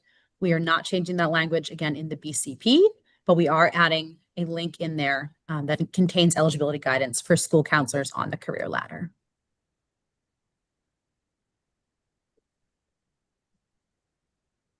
And then finally, we got feedback around the timeline for MSDE to design a system and implement a system for tracking teacher time, amount of time that educators are spending teaching.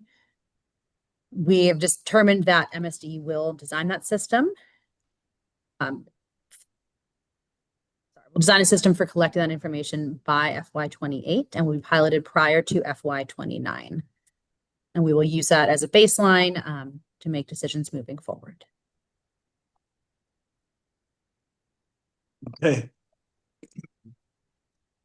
All right, and then for Pillar 3, those are our two big pillars. Oh, sorry. Jeremy, did you have a question? No.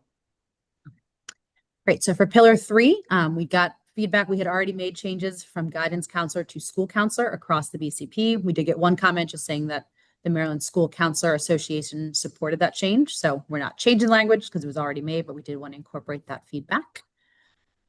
Additionally, we got feedback from MSCA around including the counselor to student ratio into an implementation task or a statewide performance metric. We are not at this time changing that language.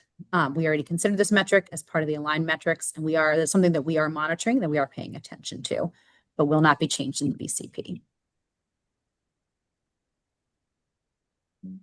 In Pillar 4, we had adopted proposed changes around several new implementation considerations around MTSS, specialized instruction training for general ed teachers, and supporting parents whose students might have special needs. We are not changing the language. We are not at this point going to make those into different subtasks. MSD is already required to report on the implementation of the special education work group's recommendations to the AIB annually, and we think that encompasses much of this.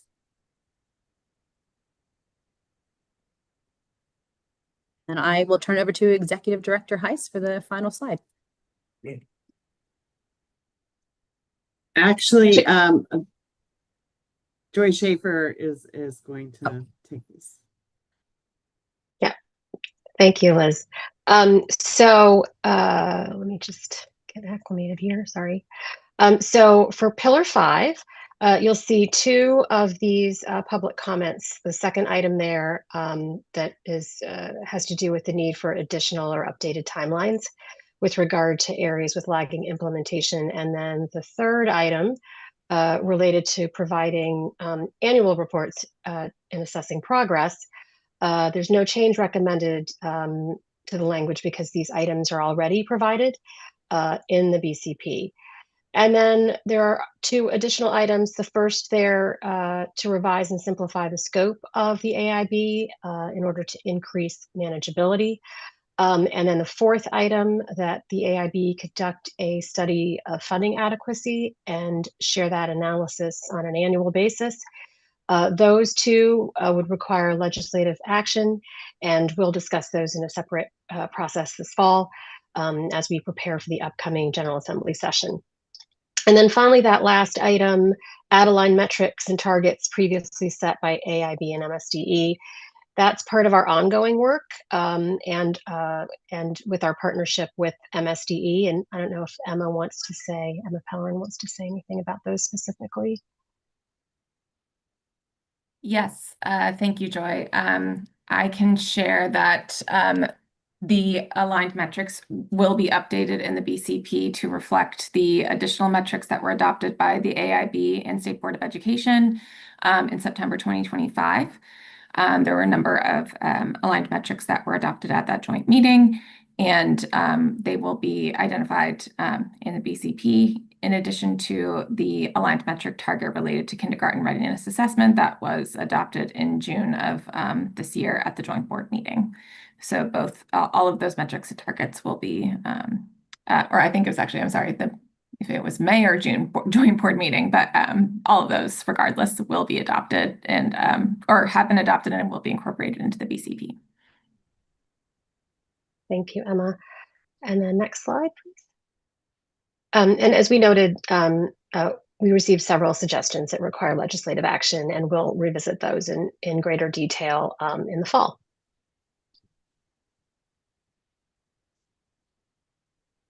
So thank you, everyone. If members have any questions about any of the staff recommendations or the additional changes to the BCP, now is the time. Or else I think we can move ahead. I can read the motion.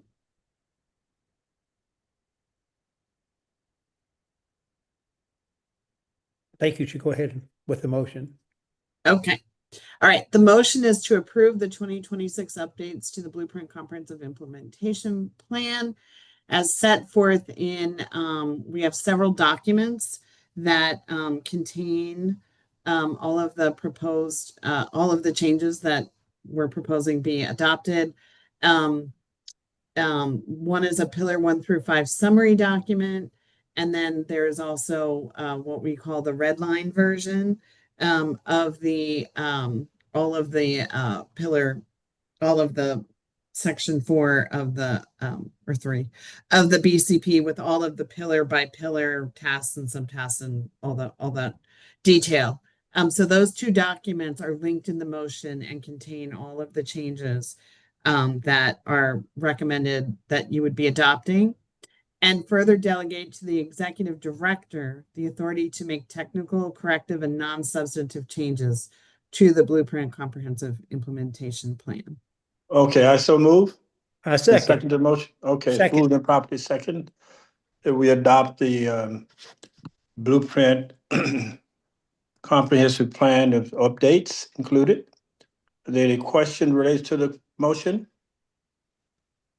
If not, we're now prepared to vote. All in favor, please indicate by saying aye. Aye. Aye. Any opposition? Hearing none, the ayes have it. The motion is so approved. Great. Okay, let's Thank go you, to and the, thank you. I do want to thank, this is a lot of work every year, and really appreciate all of the analysts that worked on it and supported this work. thank you. Okay. Agenda item number 6, Career and Technical Education Vision Implementation Plan Approval. Ms. Heiss. Yes. And Gretchen Yes. Cheney. Gretchen, yes, thank you, Mr. Chair. I'm gonna ask Gretchen to provide more detail here, but as a reminder, the State Board of Education, the CTE and committee, and the AIB adopted what we call the Joint Career and Technical Education Vision for the Blueprint last fall in 2025. And this is now the implementation plan to achieve the goals of the vision. With that, I will ask Gretchen, who is our Pillar 3 policy analyst, to describe the plan more. Sure, thank you, everyone. Yes, so as Executive Director Heiss said, we adopted the vision last year. It was really at a very high level and didn't really describe exactly how we're going to meet this rather ambitious goal. And so the CT committee and the Department of Labor and MSDE have been working on putting together a very detailed roadmap of how we might accomplish this goal in terms of multiple pillars, pieces to it. So part of it is increasing employer engagement around registered apprenticeship, and how do we build out a whole infrastructure and set of supports around expanding those opportunities for our students. There's also the piece about expanding student interest and access to these apprenticeships. How do we think about our high school schedules? How do we make sure they really work into their school day, and really we can meet these goals?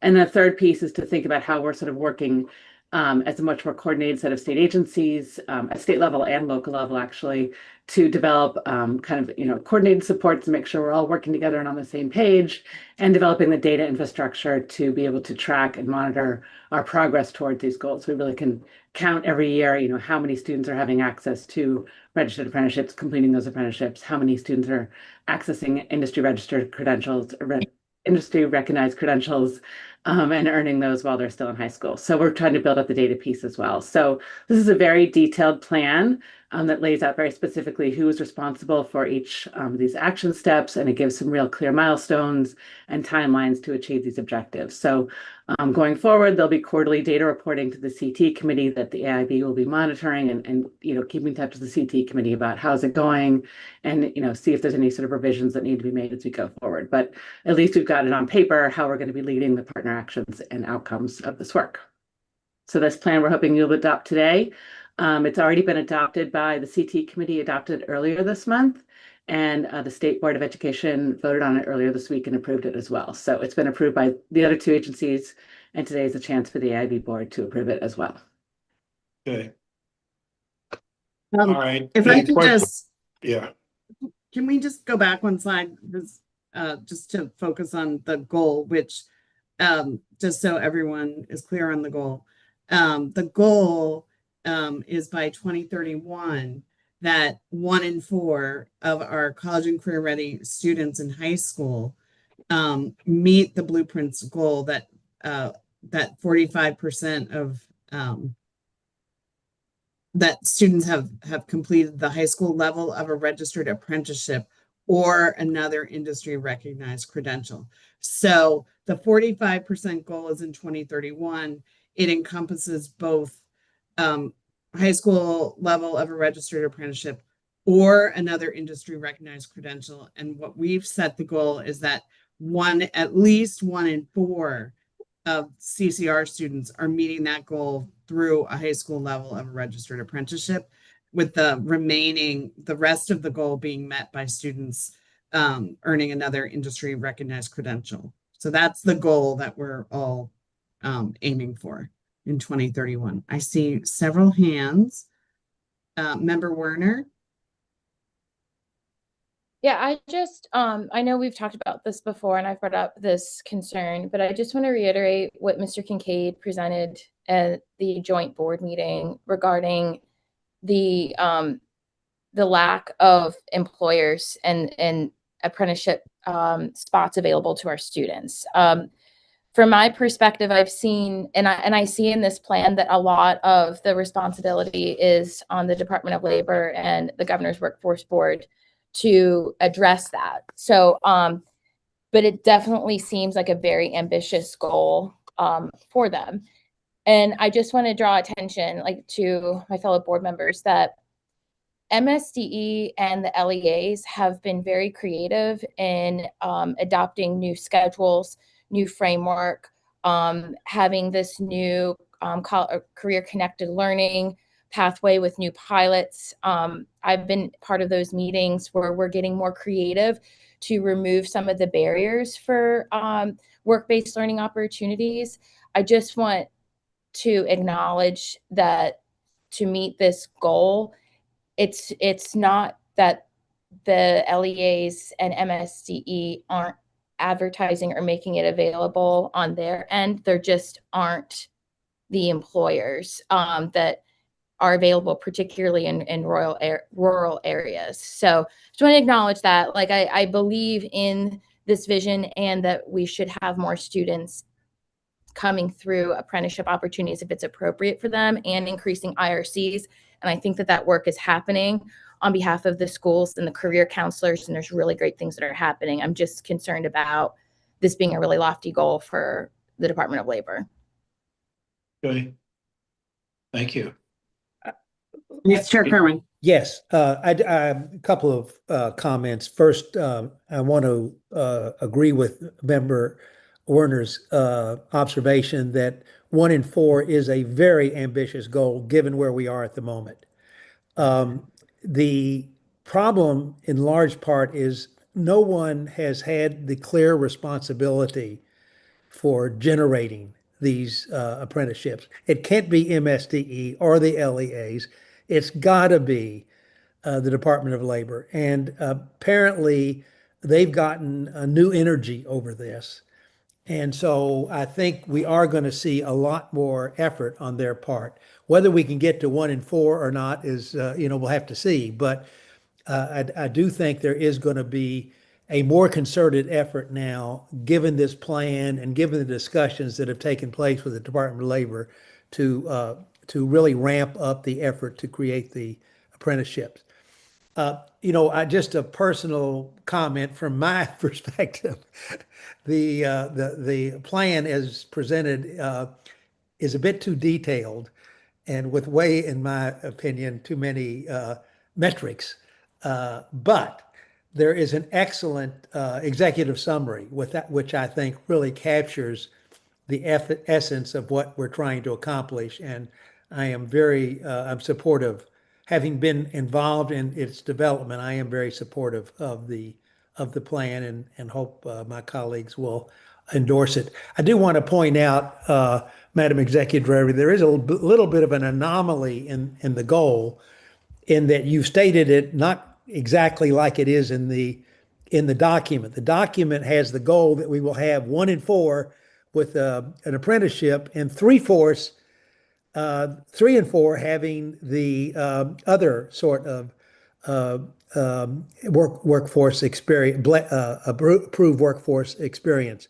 And so if we exceed the 1 and 4 on the one hand, we'll not meet the goal of 3 and 4 on the other. So I think the language actually should be changed to, as you have stated it here, that it should be at least 1 and 4 as opposed to 1 and 4 precisely at exactly getting to 1 and 4 as is stated in the current draft. So I consider that a technical modification. I think we ought to speak to our partners to see if we can make that change.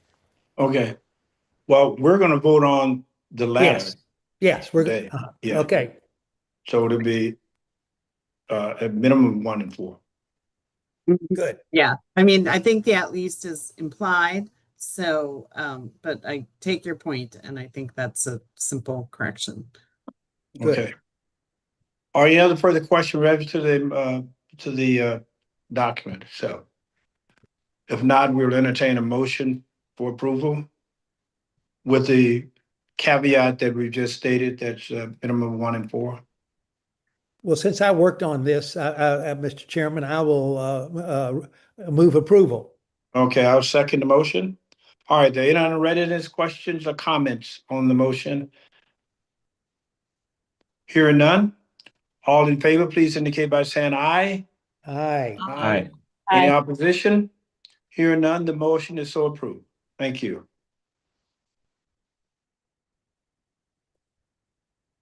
I think we're at item number 7. Is that correct? It is Advisory correct. Committee appointments.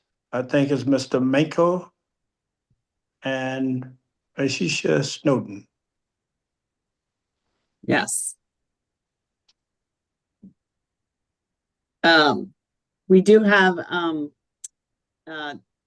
Dr. Manco and Arshia Sethi Snowden, who worked on this process along with several other board members and staff. So, Member Manco, I'll turn it over to you. Sure. Okay, we can go to the next slide then. So just to recap, we opened our advisory committee applications and they were open until June 22nd. We were grateful to have many applicants and we went through and the board subcommittee who were myself, Dr. Lynch and Member Werner went through and read through all the applications and met to go through and talk through the vacancies that we had and the mix of applicants that had applied. We went through upon reviewing and looked at a lot of different considerations, including the composition of the committee, the qualifications of the applicants, what their background experiences were, how they fit within the mix of the experiences that were already represented within the committee. And then we also looked at the geographical composition of the committee as it stood in order to go through and forward the slate of candidates that we're going to be presenting today. I want to say a couple things. One, a really, really rich group of applicants this session. And in particular, I wanted to call out the student applicants. So we had, I mean, going through these student resumes, you know, like you wonder, these are high school kids that have done, you know, more than, you know, like definitely more than I had done at the, you know, age of, you know, what are 16, 17, 18, whatever they are that are applying, but just an extremely accomplished group of students. And that really struck us with in the group of applicants. So one of the things that we are recommending to the full board today is to change the composition of each of these advisory committees to have 2 student representatives instead of just 1. And I think some of that's reflective of the rich candidate pool that we had of students, but also, you know, historically on the advisory committees, we've had some challenges just getting students to attend consistently because their schedules are often pretty inconsistent and they have other commitments between sports and athletics and clubs and work responsibilities and picking up siblings. And I think having the 2 student members on each advisory committee will help to bolster the chance that we have at least 1 student that is present for each of the advisory committee meetings. So that's one of the things that we are forwarding with our slate of applicants today, and hopefully that is accepted by the full board. I'm going to turn it over to Arshia Sethi Snowden right now to just review, give kind of a high-level overview of the applicants and then the vacancies that we're looking to fill. But the headline takeaway is we are just very, very grateful for all of the support of the advisory committees, all of their insight and wisdom and guidance. And really grateful to this current set of applicants for providing such a rich pool of candidates for us to look to look over, and hopefully we get the support of the full board from our slate of candidates that we are forwarding this afternoon. So I'll turn it over to Arshia. Thank you. Yeah, of course. Thank you so much, Member Manco, and thank you for your leadership of the subcommittee, and thank you to the subcommittee members as well. So as mentioned, an extremely rich and diverse pool of applicants. We received 49 applications. 38 of those were member applications and 11 were student member applications. Vacancies, which we shared earlier on in this process, are here as well. Just to note that we will be recommending for those 1 student member slots, 2 students, as Member Manco just went over, and then members serve 2-year terms and student members serve 1-year terms, and they both have the option to renew their terms when those time periods are up. We can go to the next slide. So just a little bit of an overview. So this is the geographic makeup with the recommendations that the subcommittee is putting forward today. So this would be the total membership across all of our advisory committees from the different regions. Something that we did want to just recognize is that we had a large amount of applications from the central region as well as Montgomery County, which is then reflected in the total membership. So those numbers do look larger, but that was also where a lot of our applications came from this year. And then we can go to the next slide. So these are the recommendations the subcommittee is putting forward.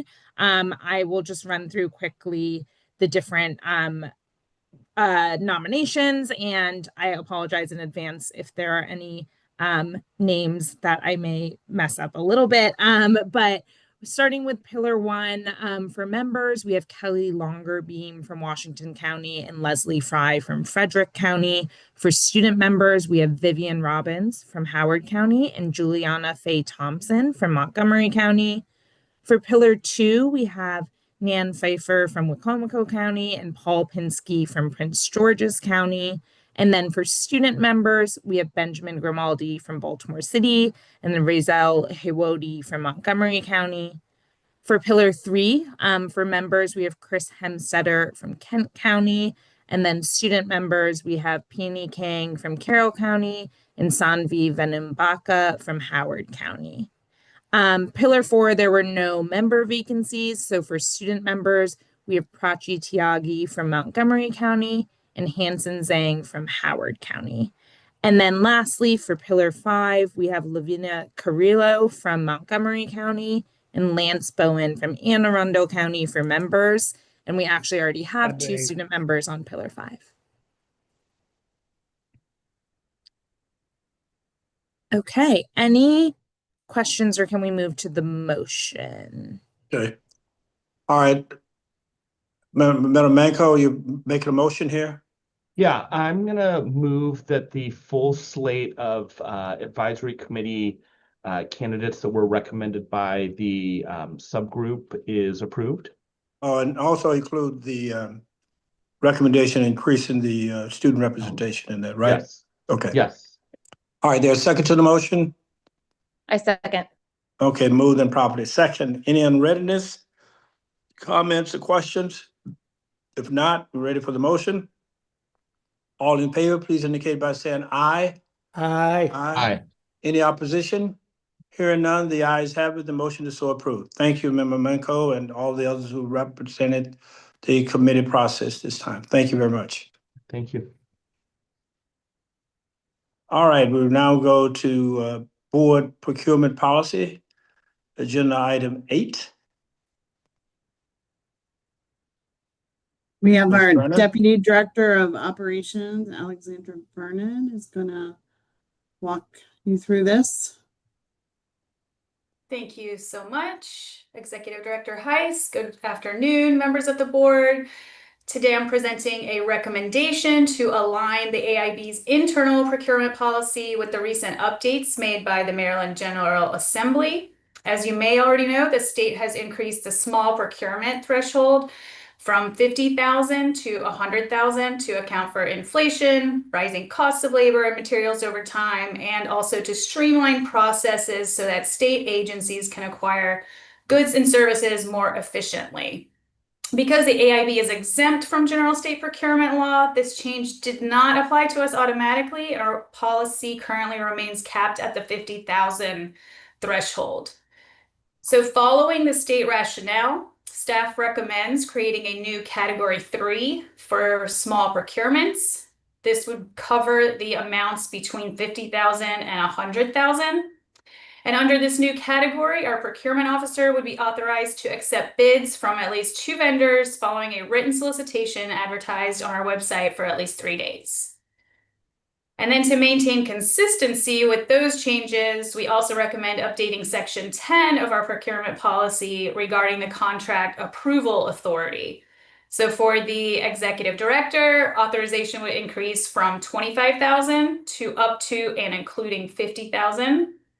Board chair approval authorization would increase from the current $25,000 to 50,000 range. To a new range of $50,001 to $99,999. And then the threshold for full board approval would increase from 50,000 to 100,000 or more. Okay. And All right. if time, I can take any questions. All right. Any questions or comments? They go back again what the state requirements are again? The changes with the state? The increased threshold for small procurement for this category, it was at 50,000 and it's now at 100,000 for small procurements. Okay, all right, thank you. You're welcome. And Mr. Chair, would you like for me to read the motion? Yeah, please do. Okay, the motion is to adopt revisions to the Accountability and Implementation Board procurement policies and procedures as presented by AIB staff and council. Okay, I so move. There's a second to the motion. I second. Okay, moved and properly second. Any unreadiness, questions, or comments on the motion on procurement? Hearing or seeing none, we'll now vote. All in favor, please indicate by saying aye. Aye. Aye. Say aye. Any opposition? Hearing none, the motion is so approved. Thank you, Ms. Brennan. Okay, we're now ready for the executive director's report. We are.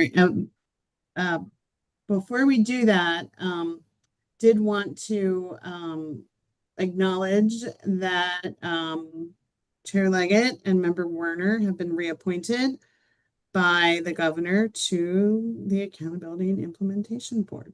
So Thank you. congratulations and welcome back.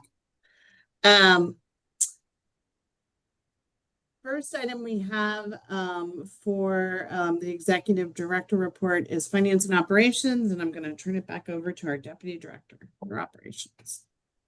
All right. Thank you again. Quick update for these finance and operations. The fiscal year 2026 closeout is currently in process. Tomorrow, July 31st, marks the final day for agencies to post all final year closing entries. So a comprehensive report detailing the full fiscal year expenditures will be presented at a following meeting once all the closeout milestones have been completed. As far as office space, we are making steady and significant progress in getting our office space fully up and running. We're also preparing the team for a hybrid work status as well. We do currently still have a few remaining punch list items that still need to be completed, but the vast majority of the core work has already been successfully executed.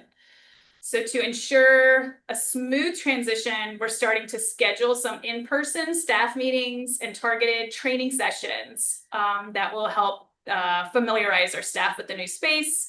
And we anticipate being fully functional in our space by the end of summer, which is like mid to late September, not school summer. And then as far as recruitment, we do have the finance director recruitment that is in review status. We received 24 applications and we'll be scheduling interviews soon with an anticipated start date and also in late September. For the executive special assistants, that recruitment notice has been posted. It'll provide administrative support to the administrative support to the executive director, AIB, and the board. Positions duties include managing day-to-day office operations, coordinating meetings and materials, monitoring accounts, tracking reports, and assisting with recruitments and compliance. So the deadline to submit these applications is August 12th. So please share this opportunity with anyone you think would be a great fit for our team. Okay, And that's it for thank you. Thank you. Next we have the progress monitoring update and our accountability director, Emma Pillard. Thank you. So we just have a couple of things to share here. Just as a reminder, we are still working with LEAs that received a notice letter of concern based off of declining MCAP proficiency in third grade reading or fifth grade math performance on the MCAP between school year 21-22 and 24-25. We are meeting with those LEAs in August with MSDE regarding the implementation of the action plans that they submitted earlier this year in response to those notice letters. Related to the interim evaluation, Survey 2, which launched in May, is still open and will remain open for the time being. We really do encourage participation. Again, the target audience for this survey is really implementers of the blueprint. So thinking about actors on the ground who are doing the day-to-day work of blueprint implementation. Of course, that means our teachers, school staff, school leaders, as well as those who are impacted by blueprint implementation, including families, caregivers, and students in particular. We really are looking for more student participation in the survey, so please encourage students to take the survey. We really would appreciate getting more of their insight. That's really integral to this process. And regarding other implementation activities, or I'm sorry, progress monitoring activities, we are also meeting with state agencies for progress monitoring conferences. We've discussed this before. That is still on our schedule for summer, beginning this summer and moving into the fall. This would include agencies responsible for implementing components of the blueprint. Of course, the State Department of Education, the CTE Committee, Maryland Higher Education Commission, the Consortium on Coordinated Community Supports, and the Juvenile Services Education Program Board. And then finally, just a reminder about the attestations for the $60,000 minimum salary attestations from districts, that this salary, the minimum salary of $60,000 was in place by July 1st, 2026, in compliance with statute. Those attestations from districts are due to the AIB by September 1st. Well, So, where are we on the numbers there? sorry, Executive Director Heiss, were you going to say something? We don't, officially, we don't have responses from the LEAs. So the data that we have is from the fall. And Emma, if you want to share that information, I did ask the LEA, the superintendents, to notify us as immediately or as soon as possible if they have not met the requirement. And just to be clear, that attestation is due September 1st, but what they're attesting to is that as of July 1, the minimum salary for teachers is $60,000. So Say that again to make sure we're clear with that. Those dates. So the attestation is due September 1st, Right, to have it signed both by the superintendent and by their county government, attesting that they have met the requirement, which is all teachers excluding resident teachers and conditionally licensed teachers. And they're attesting that the salary beginning July 1st of 2026 is $60,000, and that they will be actually making those salary payments. So they don't have additional time to meet the requirement because the requirement is as of July 1st, and that's what the statute requires. And I can see that we have on the screen now, we have our dashboard that has the most recent data that we have, which is from last year. And so you but can there have been see, some changes from that, though, right? yeah, Okay. 12, half of the districts were meeting the requirement last year. We do know that some districts that were not meeting it are meeting it. Frederick County, I know, is. There are others that, as reported in the press, are meeting it. But until we get those attestations, we don't want to rely on that. Right. Okay, any questions? Well, let me emphasize something again that we stated before, was that this is not something that the AIB instituted in a regulatory process. This is in the original blueprint itself, and we are following the law, and we intend to implement it accordingly. And so this is not should you or could you or maybe you would do it. It is based very clear what the law actually says as of July 1. So make sure that people fully understand that. Thank you. Thank you. The next slide is just our annual monthly reports update on the reports that we've received since the last board meeting through the 15th of the month. The 2026 report on progress in increasing preparation and diversity of teachers, both candidates and new teachers, was submitted, as I noted earlier in the board meeting, by the Longitudinal Data System Center. We also received the annual report of the Consortium on Coordinated Community Supports, and those are both posted on the website. And I did want to ask Lisa Armstrong, who is our Pillar 4 policy analyst and who monitors the consortium, if she could just say a few words about the work the consortium is doing, and as reported in their annual report. And we are going to invite the consortium to come present to the board. So they are really very active now in pushing out grants to support behavioral health for students. Lisa? Thank you, Executive Director Heiss. The consortium's annual report summarizes activities for the period spanning July 2025 through June 2026. The second grant cycle of the consortium demonstrated substantial statewide reach and impact, serving more than 176,000 students through March 2026 across 84% of Maryland public schools. Funding was distributed to all 24 LEAs, supporting the implementation of 170 behavioral health programs statewide and reinforcing a coordinated, equitable approach to expanding school-based mental health and behavioral health services. Thank you, Lisa. And as I said, that report is on the website, and encourage folks to take a look at it. And then lastly, we did receive the first of 2 annual reports that are required to be submitted by our career counseling partners.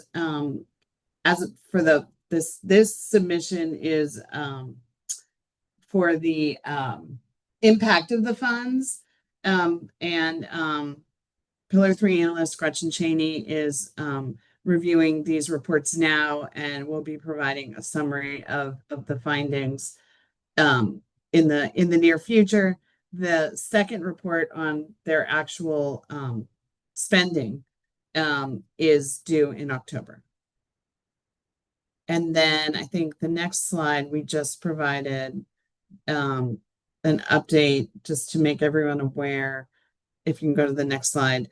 The Higher Education Commission did complete the every 5 years they have to update the state plan for higher education, and that has been submitted or has been completed, and is also something I would encourage folks to take a look at, as they are also setting goals around post-secondary training, as well as education for students with certificates of value.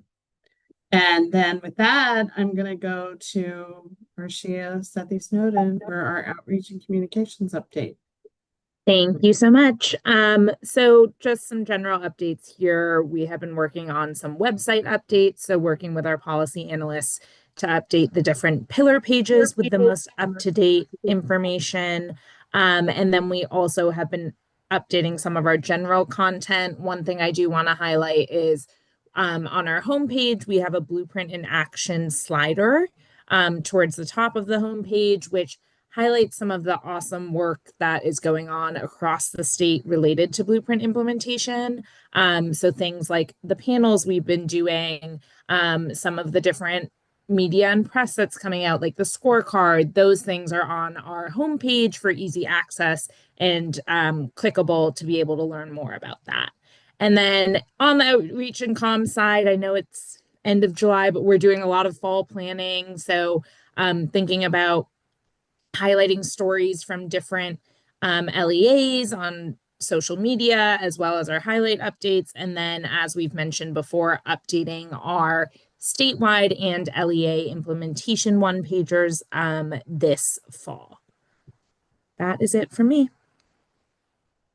Thank you. And it just occurred to me that we normally have a government relations update, and we don't have a slide for that. So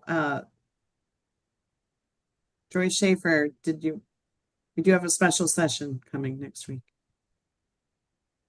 Yeah, so special session starts on Monday and runs through Wednesday the 5th. And I think they'll open with a joint, in the joint hearing room with a public hearing at noon. And they are specifically going to address one subject during the special session, and that is an amendment to the state constitution with regard to redistricting.